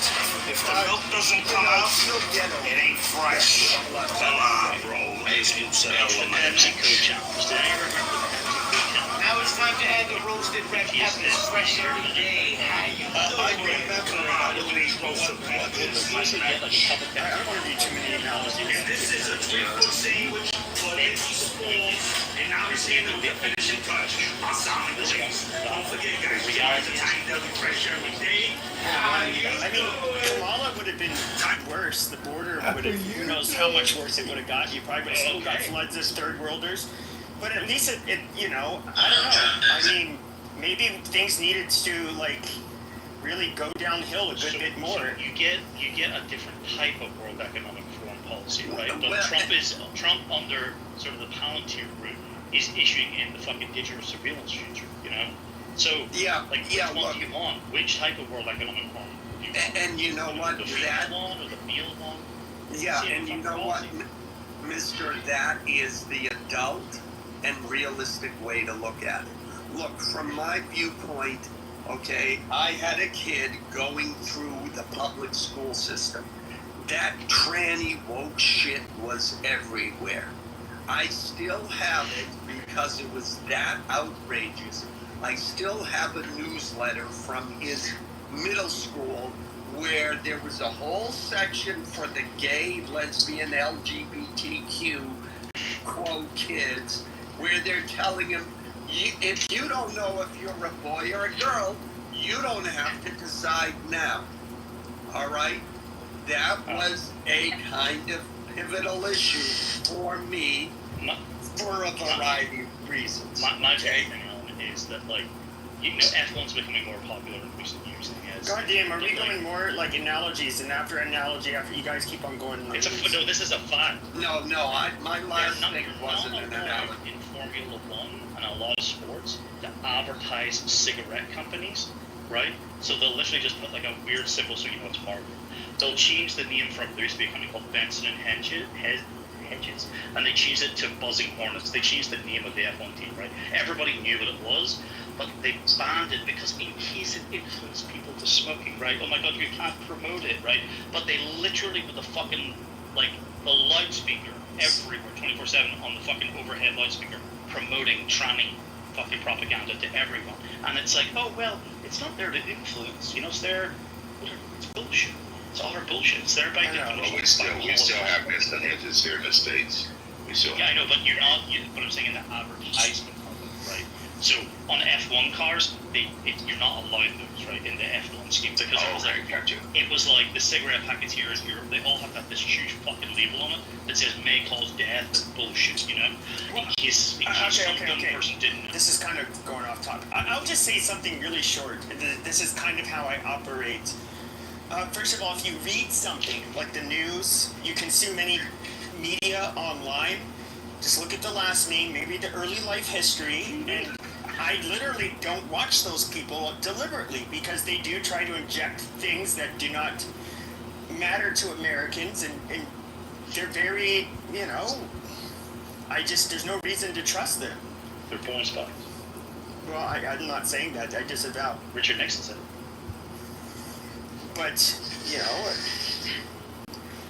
you're free to consume what you want to consume. There's nothing racist or anti-Semitic if you don't want to watch their content. Pepe, the thing that I'm telling you is, if you believe what I believe, you don't even need to look at the Harvard message. Luke, I think that there's something to what Mr. is saying. I guess the question is, what do we do about it? Okay, all the candidates are controlled by the Jews, by Israel. Sure, let's say it's true. Okay, but there are still some differences between the candidates. And I think I am sympathetic with Alan here, where he's saying, basically the Democrats went way too far. And so we kind of needed to, beat them back a little bit. That's the choice that we have, but it is the choice that we have. But those two choices, if that's like heading in the same direction, one of them's going 100 miles an hour, the other one's just doing the speed limit. Like, at some point you have to reject the whole thing, right? At some point, like in 1776, you have to kick over the fucking table, right? Like, at some point, it's going to become too much. Do you really think Jews have that much power and control in America? How is it that this conversation, you can't, Pepe, you are like resistant and reluctant. I'm not resistant. I've been talking to neo-Nazis, which, you're very similar to them. No. In this But I don't have, but I've been having these conversations for years. And that's fine. But what I'm trying to say is simply in this conversation alone, you have found yourself resistant in case it became too much of a dominant part of the topic or whatever. But yet they, by their own admission, I saw a clip just this morning about Bibi Netanyahu saying, we are 1/10 of the world population. How the fuck is it that they're involved in every little fucking thing, bro? How? It's not the fucking Scientologists. I think that there's it's a little bit overestimated the level of control they have. Hey, Pepe, I have a question for you, and I want to ask, and this question is on behalf of myself and maybe others. Anderson, what is your background, if you don't mind me asking? Because you're clicking on you don't have anything to say. Yes, I know. You basically have 32 friends and you have no bio. So you're a great conversationalist. Listen to me. I'm not a Jew, bro. No, I'm not a Jew. I'm actually a fucking 8th generation American. Anderson, the problem is that you divert and you can't shut the fuck up when I speak. No, Anderson, you need to shut the fuck up when people speak to you. See, like you fucking interrupt. No, hold on a second, Anderson. Who are you? Why don't you give a little background? Why don't you educate the whole entire stage on who you are and where your standing comes from? See, divert. Well, however he has, I know. I've talked to him quite a bit. I've talked to him quite a bit. We don't agree on everything, but he's if he doesn't want to tell where he's from, well, he can give us on his beliefs. Insight.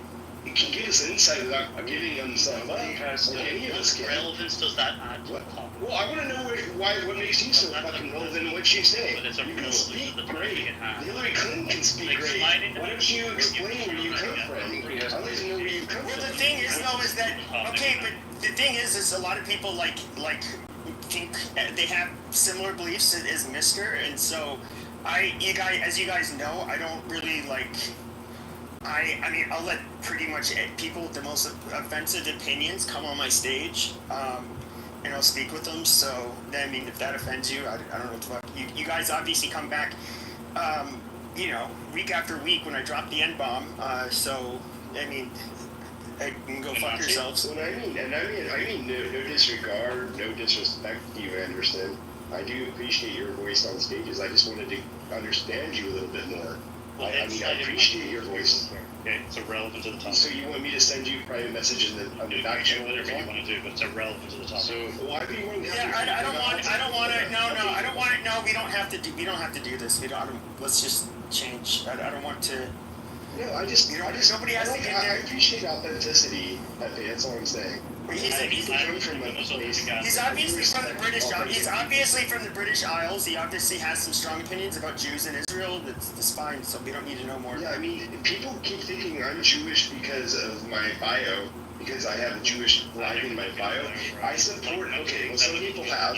Okay, so I'm just telling you what's happened on Clubhouse. Okay, you guys are whining. You guys are now whining as much as Jews. This is ironic. I'm part Jewish, but I have friends in all places. There's a country song about that. Yeah. Low places, high places, every place. I got lots of friends. Pepe. Yeah. But both Pepe and Mr. Maybe you know about this. I put the link to indivisible.org.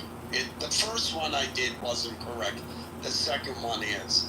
I mean, when you ask, why isn't Trump doing everything he said?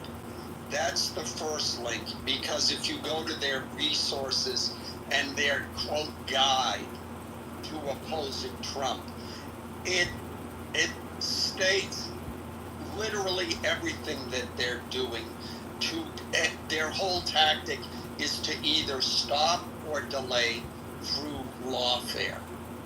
And then I'm going to put a link to this other YouTube channel, which is from a lawyer, where like everything that's going with Abrego Garcia and the judge saying turn this plane around, telling Trump he needs to turn the plane around. He goes over every single document that the Trump files, that the rulings that the judges do, and I've been watching it off and on for months. It is the reason why Trump is not able to do everything that he wants to do. If Trump had been unfettered, there would have been a lot more illegals removed from this country.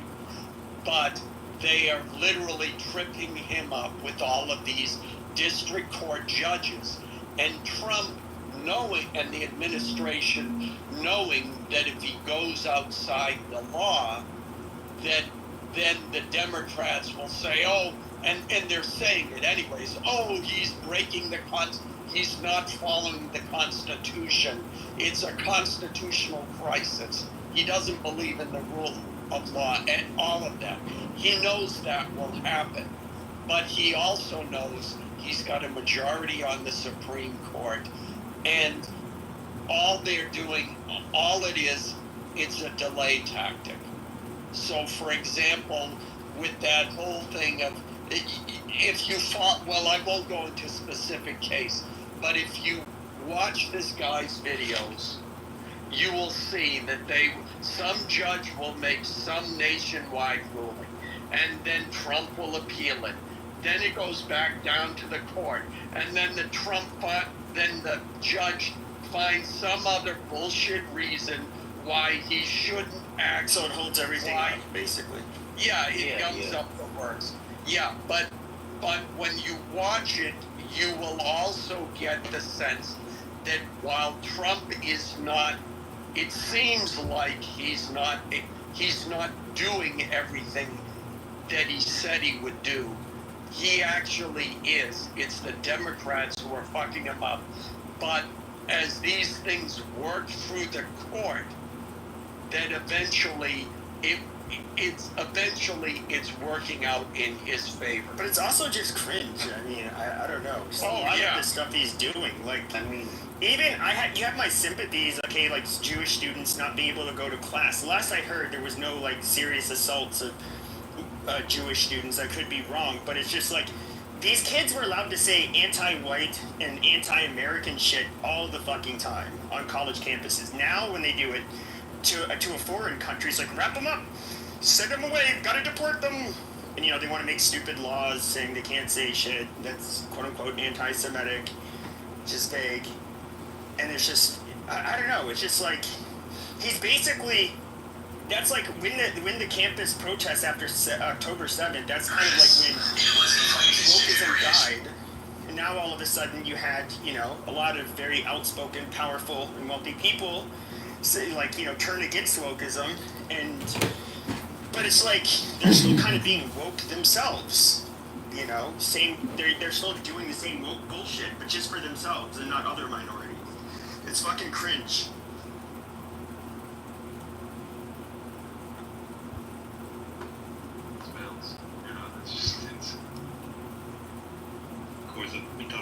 I think junior mine is good. I think it's that's what I'm saying. So if I give you my mind, I would brag about changing my mind. I wouldn't be this shameful. Oh, I see. I mean, so Sam, then when you cite things like black people murdered at a rate 6 times X white people, there's only really 2 things you can mean here. Black people have a cultural problem. Black people have a genetic problem. What do you mean? I mean cultural problem, but I don't think genetics is nothing, and also there's way more options than just those 2. Sure, and do you think a culture is the product of the amount of melanin in their skin, or do you think the culture is a product of like the time they're in and the like access to capital they had and stuff like? You're really bad at like making false dichotomies, bro. Do you think culture's at all related to melanin? What does that even mean, right?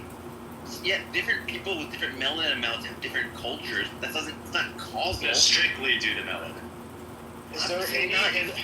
Is there any parameter? Hold on. Is there any parameter in the statistics that marks it as gay?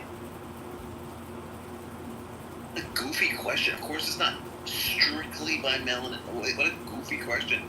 Clearly, the differences between groups. There's culture, there's history, there's poverty, there's like racism, there's biology, there's like fucking random shit, like there's geography, there's like demographics. Some groups of people are older than other people, and that affects how you start doing the thing where you like start inviting up random people and interviewing them about theism or something. Anyway, right. That was a bad showing. Supports me. Thank you, Piper. Thank you, Piper. I want to debate Piper, to be honest. She's getting me a little bit mad lately. What do you want to debate me about? I'm going to debate you on something like your average contribution to these rooms is net negative to academic space. That sounds really fucking boring. I mean, it's an example right there. Michaela, if you were going to be stranded on a desert island for the rest of your life, would you rather go with Piper or Ann? You want an academic answer? Yes, a strictly academic answer. No, I'm not interested in talking to you. Got his ass. Michaela's one of our few, right? This is like, yeah. That's as academic as you can get, really. That's pretty much a consensus in the field, right? Sorry. Timothy, would you want to come to the island?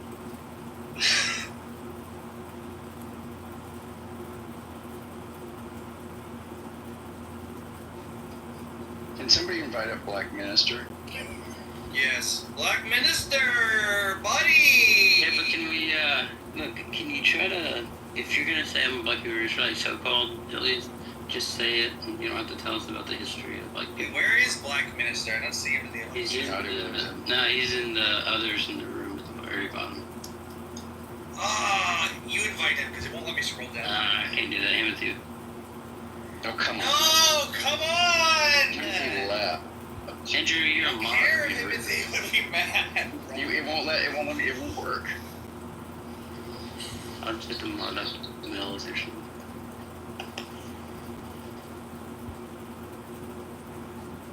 Oh no, I found it. Black Jesus Minister! Buddy! How's it going?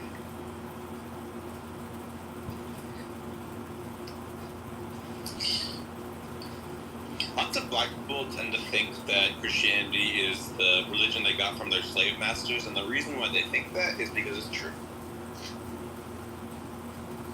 No, that's really bad. Really bad take. Where did most of the black people? Okay, so you have black Americans. They spent a couple hundred years in slavery. Most of them converted to Christianity under that time period, not after. So what? I don't know, How Stan, slavery was a long time ago. I think you're being like an SJW. Yeah, also, they only received the slave Bible, which took out 90% of the Old Testament and 65% of the New Testament. So maybe when Frederick Douglass was reading it, he was like, yeah, if these people believe in the Bible, why would they take parts out? That's insane. We should believe it. Is it true that lots of slaves got the slave Bible that took out Exodus and stuff? Is that true? Yeah, it took out almost all of it. I mean, think about it. All the foundational stories are God taking you out of slavery or somebody rising up slavery to the ranks to be the vice president of Egypt and stuff. The vizier. And does it common to give them a fucking edited Bible? Yeah, the slave Bible. They only received. There's a whole thing museum full of it. I mean, you have to think, when you're reading Paul and he says, if you can free yourself from slavery, avail yourself of the opportunity, you don't actually want that in their Bibles either. Wait, isn't it Paul saying you should obey your master even if he's cruel? Isn't that... Yeah, but he's talking about during, basically, you're committing yourself to somebody's household in, Rome or something, right? And so, even if you're living with a shitty guy, just, don't become a shitty person. He was trying to curtail the kind of stuff we talked about the other day with the Hasmonean, let's all be rebels and we're secretly bitter against everybody and let's plan in private this kind of crazy fighting way to war against people or whatever. I don't know, that was the type of stuff he was fighting. Because you remember, whenever he said, if you can avail yourself of the opportunity to free yourself from slavery, you should do it. He just meant, but don't do something take a debt to somebody and then be but it turns out he sucks, so I don't have to pay back my debts or whatever, that kind of thing.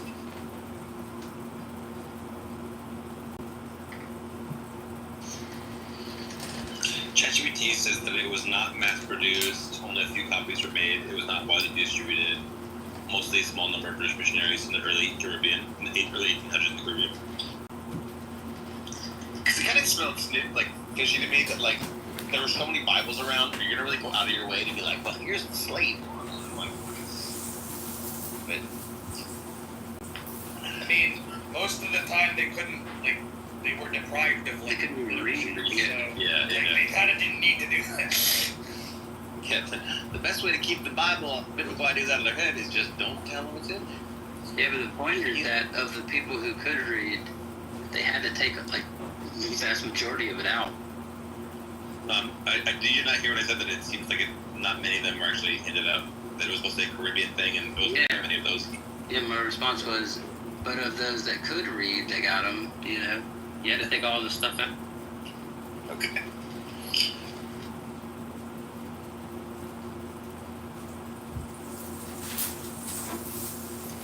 Alex O'Connor had Peter Singer and Swinburne on for a debate, and then Swinburne was like, "I think it's just the fact of the matter of what things God prohibits and does not prohibit."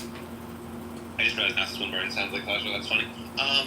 And then Alex O'Connor started reading the stuff about supporting slavery, and then Swinburne was like, "That's enough talking of scripture now." No more of scripture discussion. Well, he's not like a theologian. He's like a philosopher, right? And so he's more like creatures will take the theory of mind that is best suited according to the evidence. I saw that debate. That was awful when Swinburne was talking. Right? He's the one who like never shut up, right? It was terrible. Like he would just drone on forever. It took like 10 minutes to make a 2-second point. Yeah, it's rough. What were they debating? Alright, I'm looking at the captions right now. It says, grounding was on morality, homosexuality, animal ethics, utilitarianism, ethics. it was on whether or not I don't remember if it was whether or not it needs to go down or whether or not it was a couple weeks.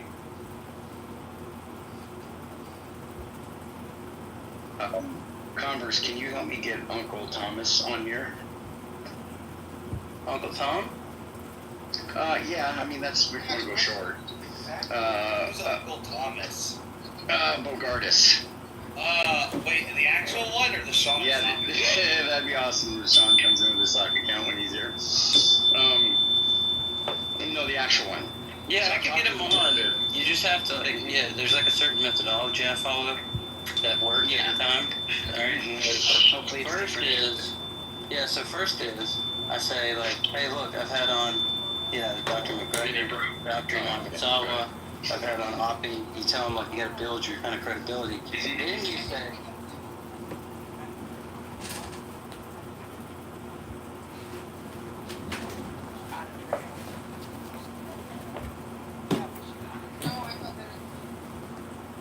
Okay, I'm gonna read a poem to all you brain rot sufferers out there. This is called Bringing Light into Darkness.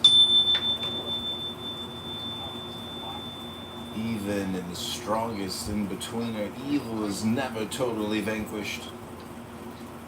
Yet there are times, especially during the Shema and the Amidah, when you are completely surrendered to God. Your intellect awash in sublime ecstasy, and emptied in deep contemplation of the infinite spaciousness of the endless one.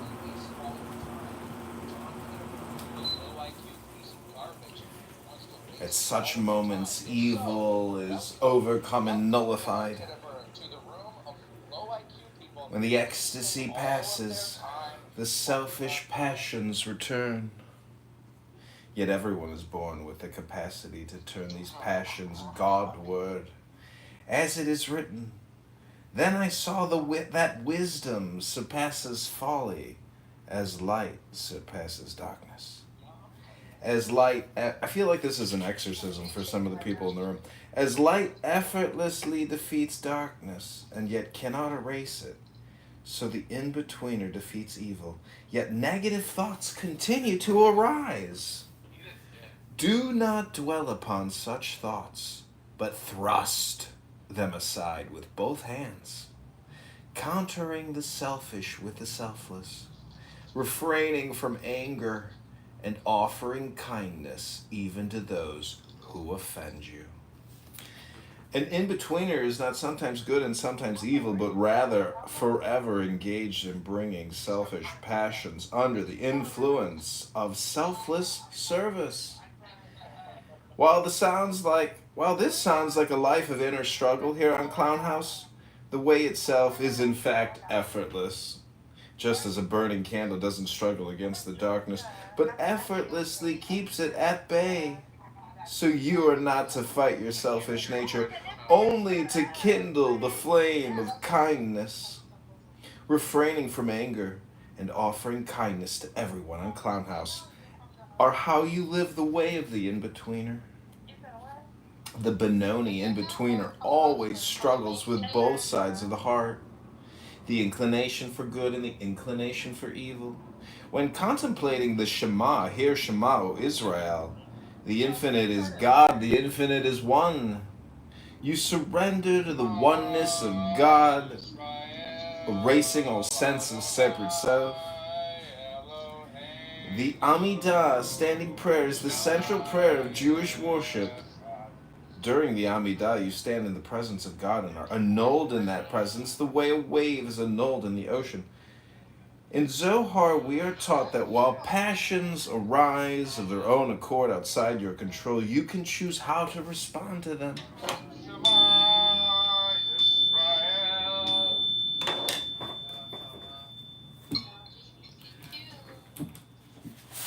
Up next, we're going to read from The Great Way of Tao Te Ching. The movement of the Tao consists in returning. The use of the Tao consists in softness. All things under heaven are born of the corporeal. The corporeal is born of the incorporeal. When a wise... Can you read verse number 9 next from the Tao? As for holding to fullness, far better were to stop in time.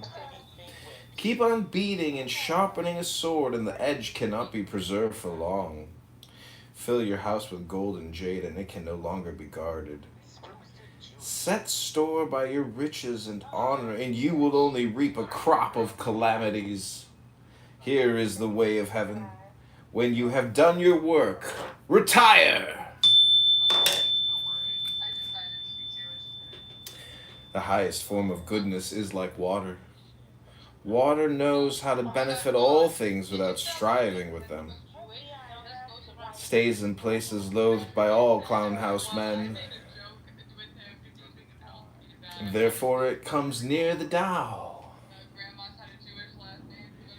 In choosing your dwelling, know how to keep to the ground. In cultivating your mind, know how to dive in the hidden deeps.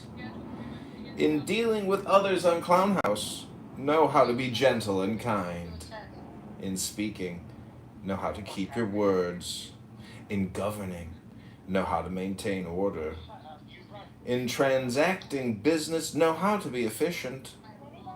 In making a move, know how to choose the right moment. If you do not strive with others, you will be free from blame. Heaven lasts long and earth abides. What is the secret of their durability? It is not because they do not live for themselves that they can live so long. Therefore the sage wants to remain behind, but finds himself at the head of others, reckons himself out, but finds himself safe and secure. It is not because he is selfless that his self is realized. The spirit of the fountain dies not. It is called the mysterious feminine. The doorway of the mysterious feminine is called the root of heaven and earth. Lingering like gossamer, it has only a hint of existence.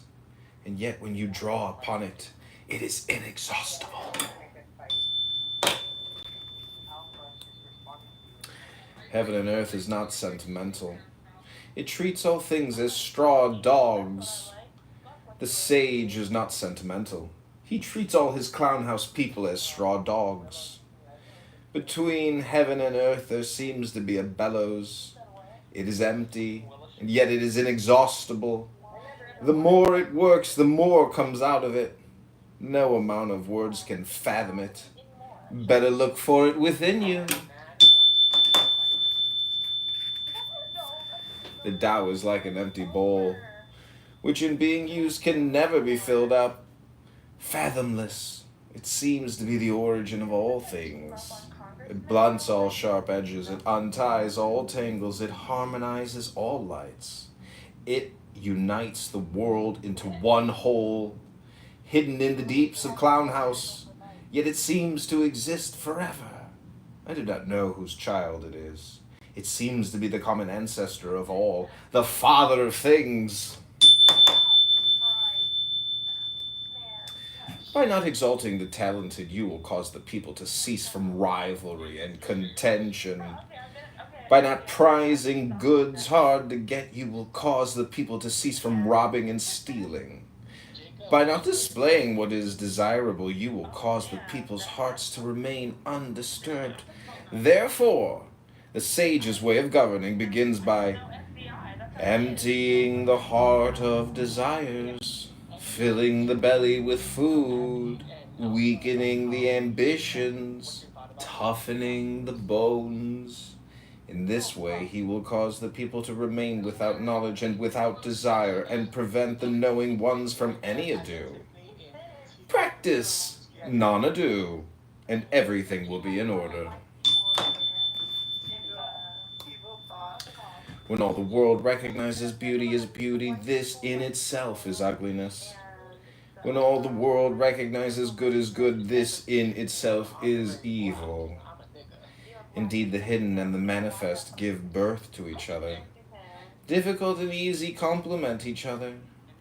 Long and short exhibit each other. High and low set measure to each other. Voice and sound harmonize each other. Back and front follow each other. Therefore, the clown house sage manages his affairs without ado, and spreads his teaching without talking. He denies nothing to the teeming things. He rears them, but lays no claim to them. He does his work, but sets no store by it. He accomplishes his task, but does not dwell upon it. And yet it is just because he does not dwell on it that nobody can ever take it away from him. The Tao can be talked about, but not the eternal Tao. Names can be named, but not the eternal name. Is the origin of heaven and earth, it is nameless. As the mother of all things, it is nameable. So as ever hidden, we should look at its inner essence as always manifest. We should look at its outer aspects. These two flow from the same source, though differently named, and both are called mysteries. The mystery of mysteries is the door of all essence.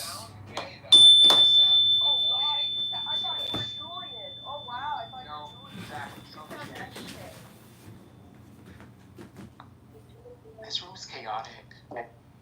This room's dead. Oh my god, look, Lexi's being a poser now.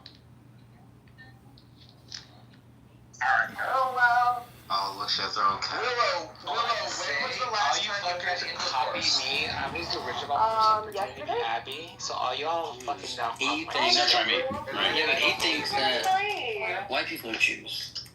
He believes in the, the tribes of Israel, and he admitted to this, that he believes the tribes of Israel went up through Europe, basically. Yeah, the Caucasus Mountains. What about that? Does he really? Right. That's a stupid damn thing to believe. Well, what do you, Congress? What do you do with the verse about ships? What do you do with that? Which one? Because there's a few. Well, the one about they will put iron around your necks or whatever, and you will be sold, or no, you will be transported in ships or something. Are you talking about you're talking about the Deuteronomy 28? Mm-hmm. Yeah, that already happened. Well, I know they're saying it happened. They're saying it happened during this transatlantic slave trade. And they're like, who else can you cite in history? The Jews actually went into slavery in ships, back into Egypt. You see, the biggest problem is that whenever it says because God can't save them if there's iron involved. No, this was a curse from the Jews that they didn't follow God. He's gonna let them go basically, and the other nations will enslave them or something. But no, there's a specific faithful of God has the exact, I forget which one it was, but there's a time frame where Jews actually went back into Egypt as slaves. So that was a prophecy? Yeah, well, it wasn't necessarily a prophecy. It was just saying if it's like a conditional. You know, if you guys give up on the covenant that you're agreeing to, then these things will befall you or whatever, because I won't protect you anymore. Kind of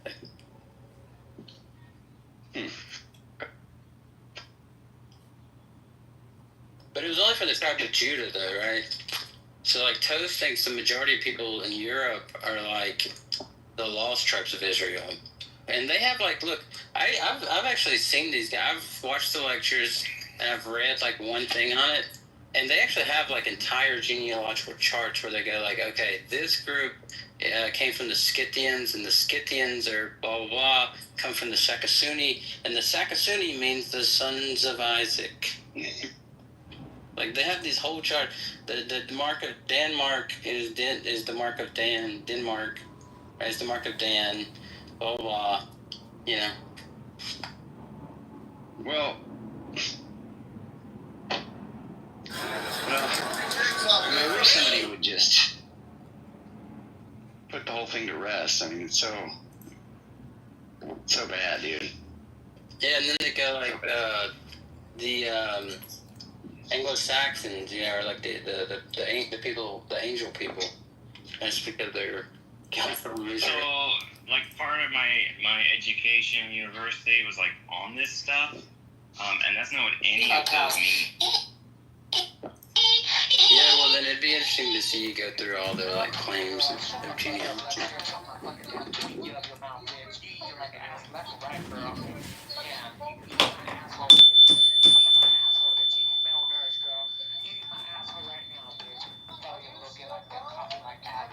Be strong and courageous. Do not be frightened. Do not be dismayed, for the Lord your God is with you wherever you go. Do not be conformed to this world, but be transformed by the renewing of your mind, that you may prove what is that is good and acceptable and perfect will of God. He who finds a wife finds a good thing and obtains favor from the Lord. Being confident of this very thing, that he who has begun a good work in you will complete it until the day of Jesus Christ. Show me your ways, O Lord, teach me your paths, lead me in your truth, and teach me, for you are the God of my salvation. On you I wait all the day. Don't forget to do good and to share with those in need. These are the sacrifices that please God. Give thanks in all circumstances, for this is the will of God in Christ Jesus for you.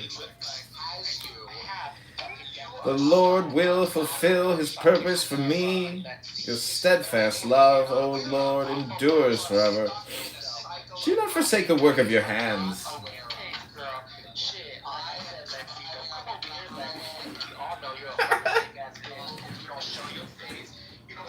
No one even knows what you look like. You just show your fucking little kid, girl. Shit, like you fake as fuck, girl. You fake as fuck. The only thing you do is the fucking watch. I will love teaching it. This is brutal. I'm just gonna put some music on.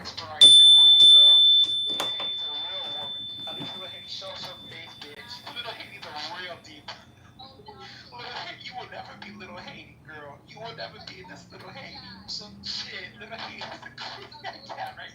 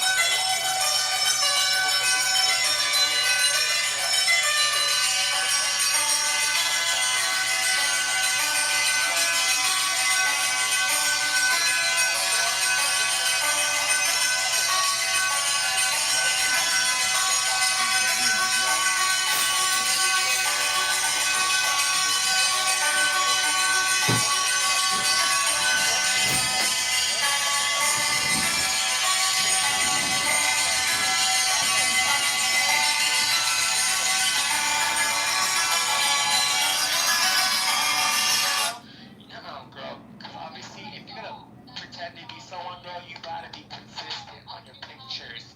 You gotta be consistent, not the fucking same old thing.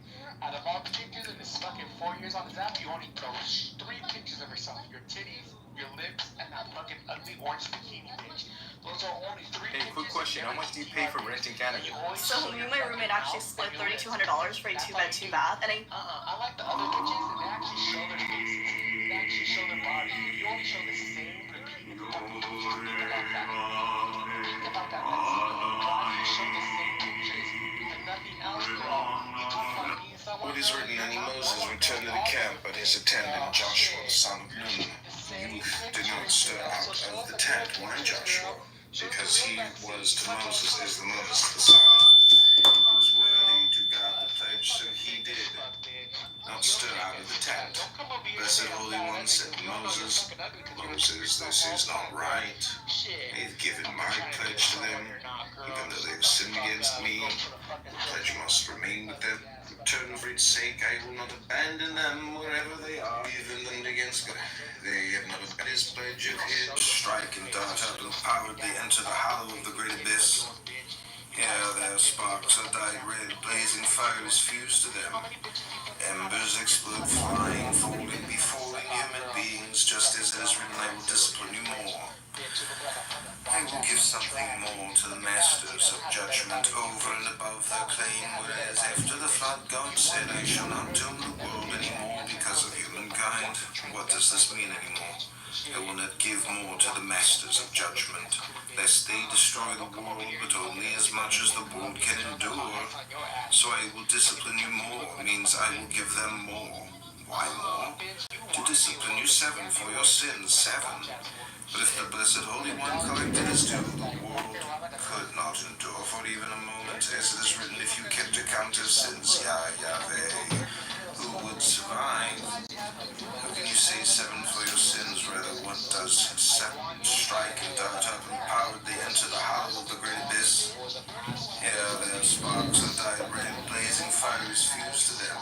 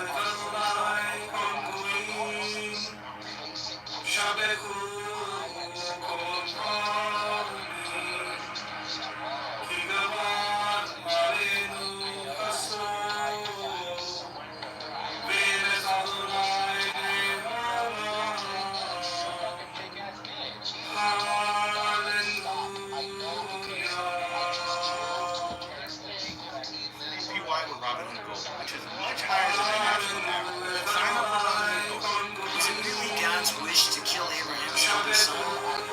Why Isaac needed to be punished by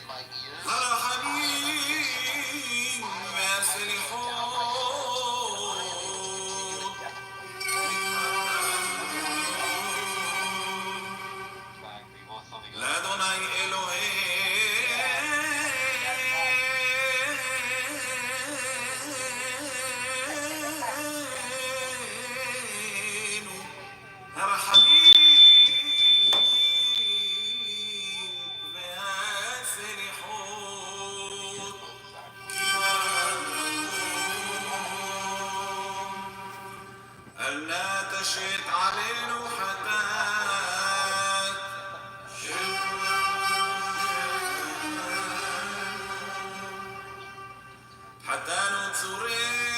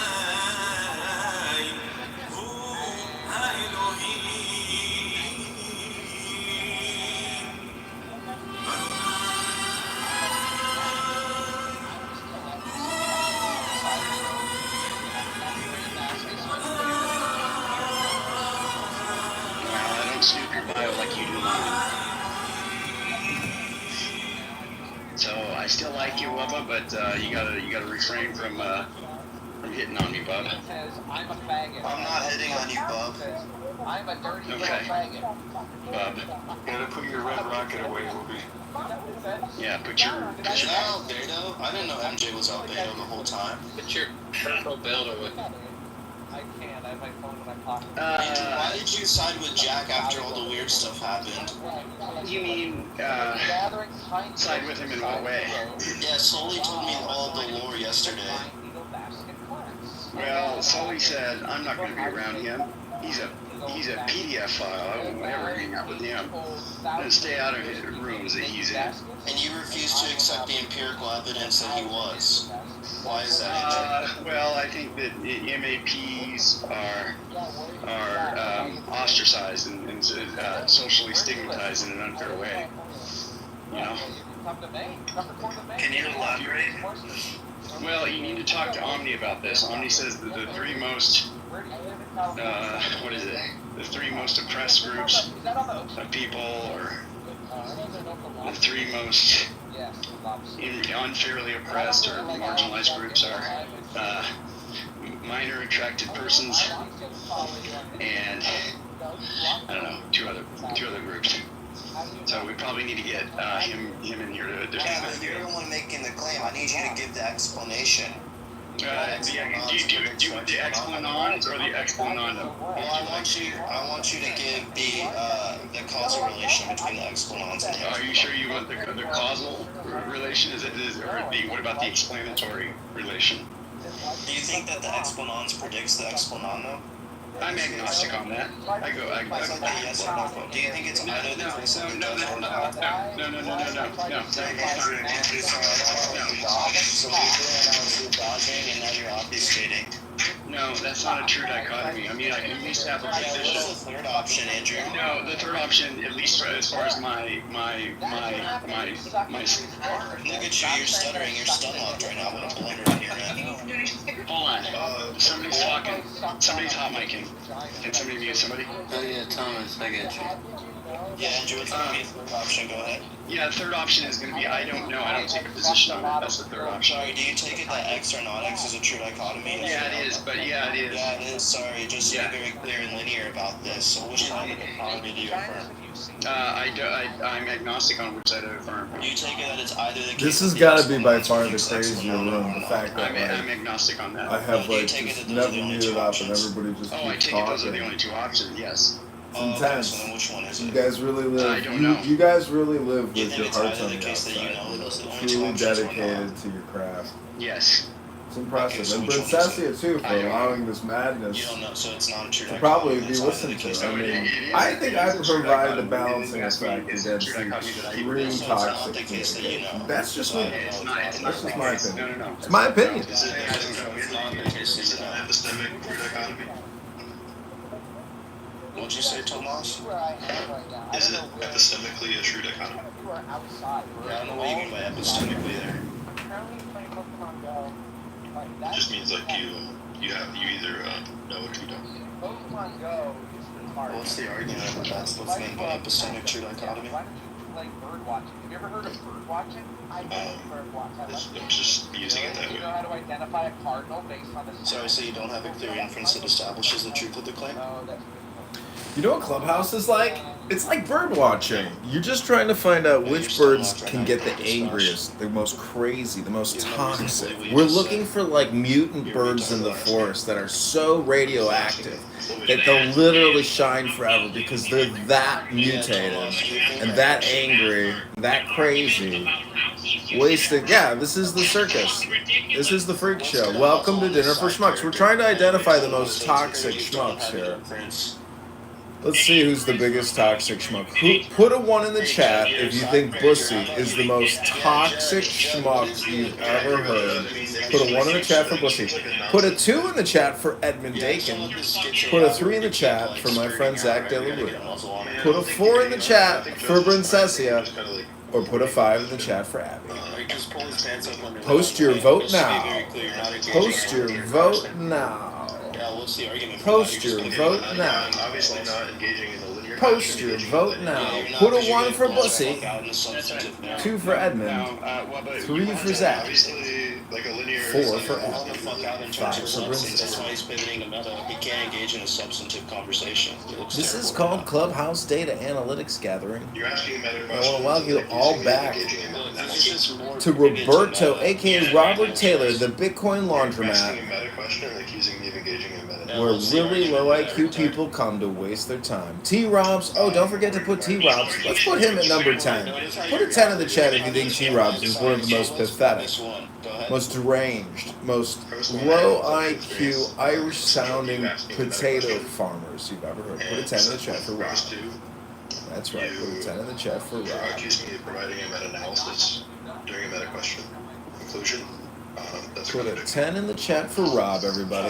If you think T-Robs in Northern Ireland is one of the sorriest sons of bitches you've ever heard in your life, put a 10 in the chat for Tim. premise a conditional statement? Put a chat in the 10 for Tim. Was the second premise a conditional statement? Yeah, you've been dispatched. You're an absolute brain dead retard. Your knuckles are having trouble with it. I meant to say modus. Yeah. Now you're just struggling through the conversation. You're getting rhetorically outpaced. You look terrible right now. I mean, that's your opinion. Look, now you're just choking on my rhetorical dick. You can't even form a coherent sentence. Well, that's just like your opinion. It's just more pivot to meta on your end. What an absolute blunder. I don't know if you think you look good right now, but you look terrible.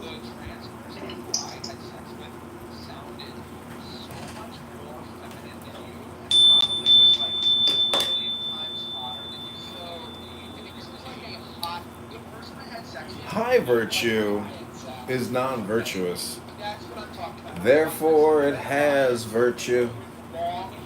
Low virtue never frees itself from virtuousness. Therefore, it has no virtue. High virtue makes no fuss and has no private ends to serve. High ceremony fusses but finds no response. Then it tries to enforce itself with rolled up sleeves. Failing Tao, man resorts to virtue. Failing virtue, man resorts to humanity. Failing humanity, man resorts to ceremony. Now ceremony is the merest husk of faith and loyalty. It is the beginning of all confusion and disorder. As to foreknowledge, it is only the flower of Tao and the beginning of folly. Therefore, the full-grown man sets his heart upon the substance rather than the husk, upon the fruit rather than the flower. Truly, he prefers what is within to what is without.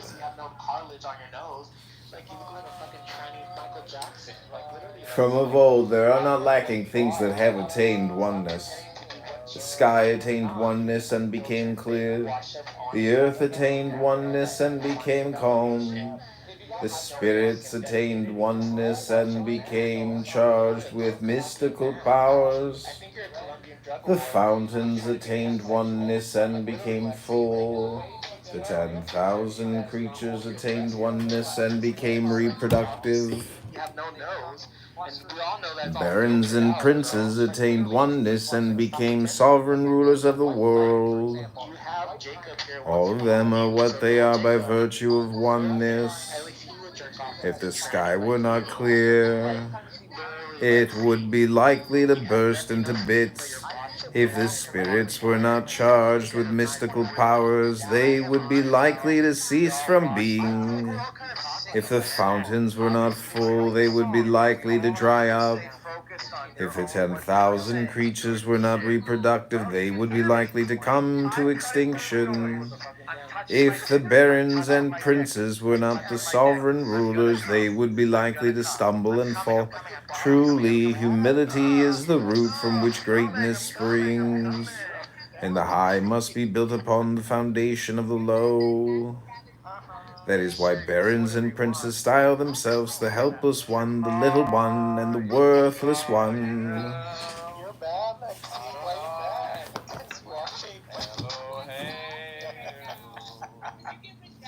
I'm laughing Lexi, you get rejected. Real. You're not real. You have a boss ass kid. I think Lexi is winning, actually. I just started listening to what she was saying. Yeah. Making sense by all means, Lexi. Yes, you are because of volume. The only thing that you have going for you is volume. Yeah, you have no argument. Yeah, you're probably like a fat, ugly Mexican loser. You're a fat, ugly loser. You suck. You can't even make an argument. I'm on Team Lexi. I would let Lexi. I would suck Lexi's dick. I'm gonna fuck Lexi so she makes me mad. Lexi, I want to fuck just to make Lexi mad. I would fucking do that. Let's film it. You know, I'm gonna fuck her and I'm gonna film it. I'm gonna do it just to hurt you. I'm gonna do it just to hurt you. And then you're gonna have to watch it and cry. Yeah, nobody likes. I'm mad at Jacob. Oh wow, that's a nobody wants you. That's a big reach.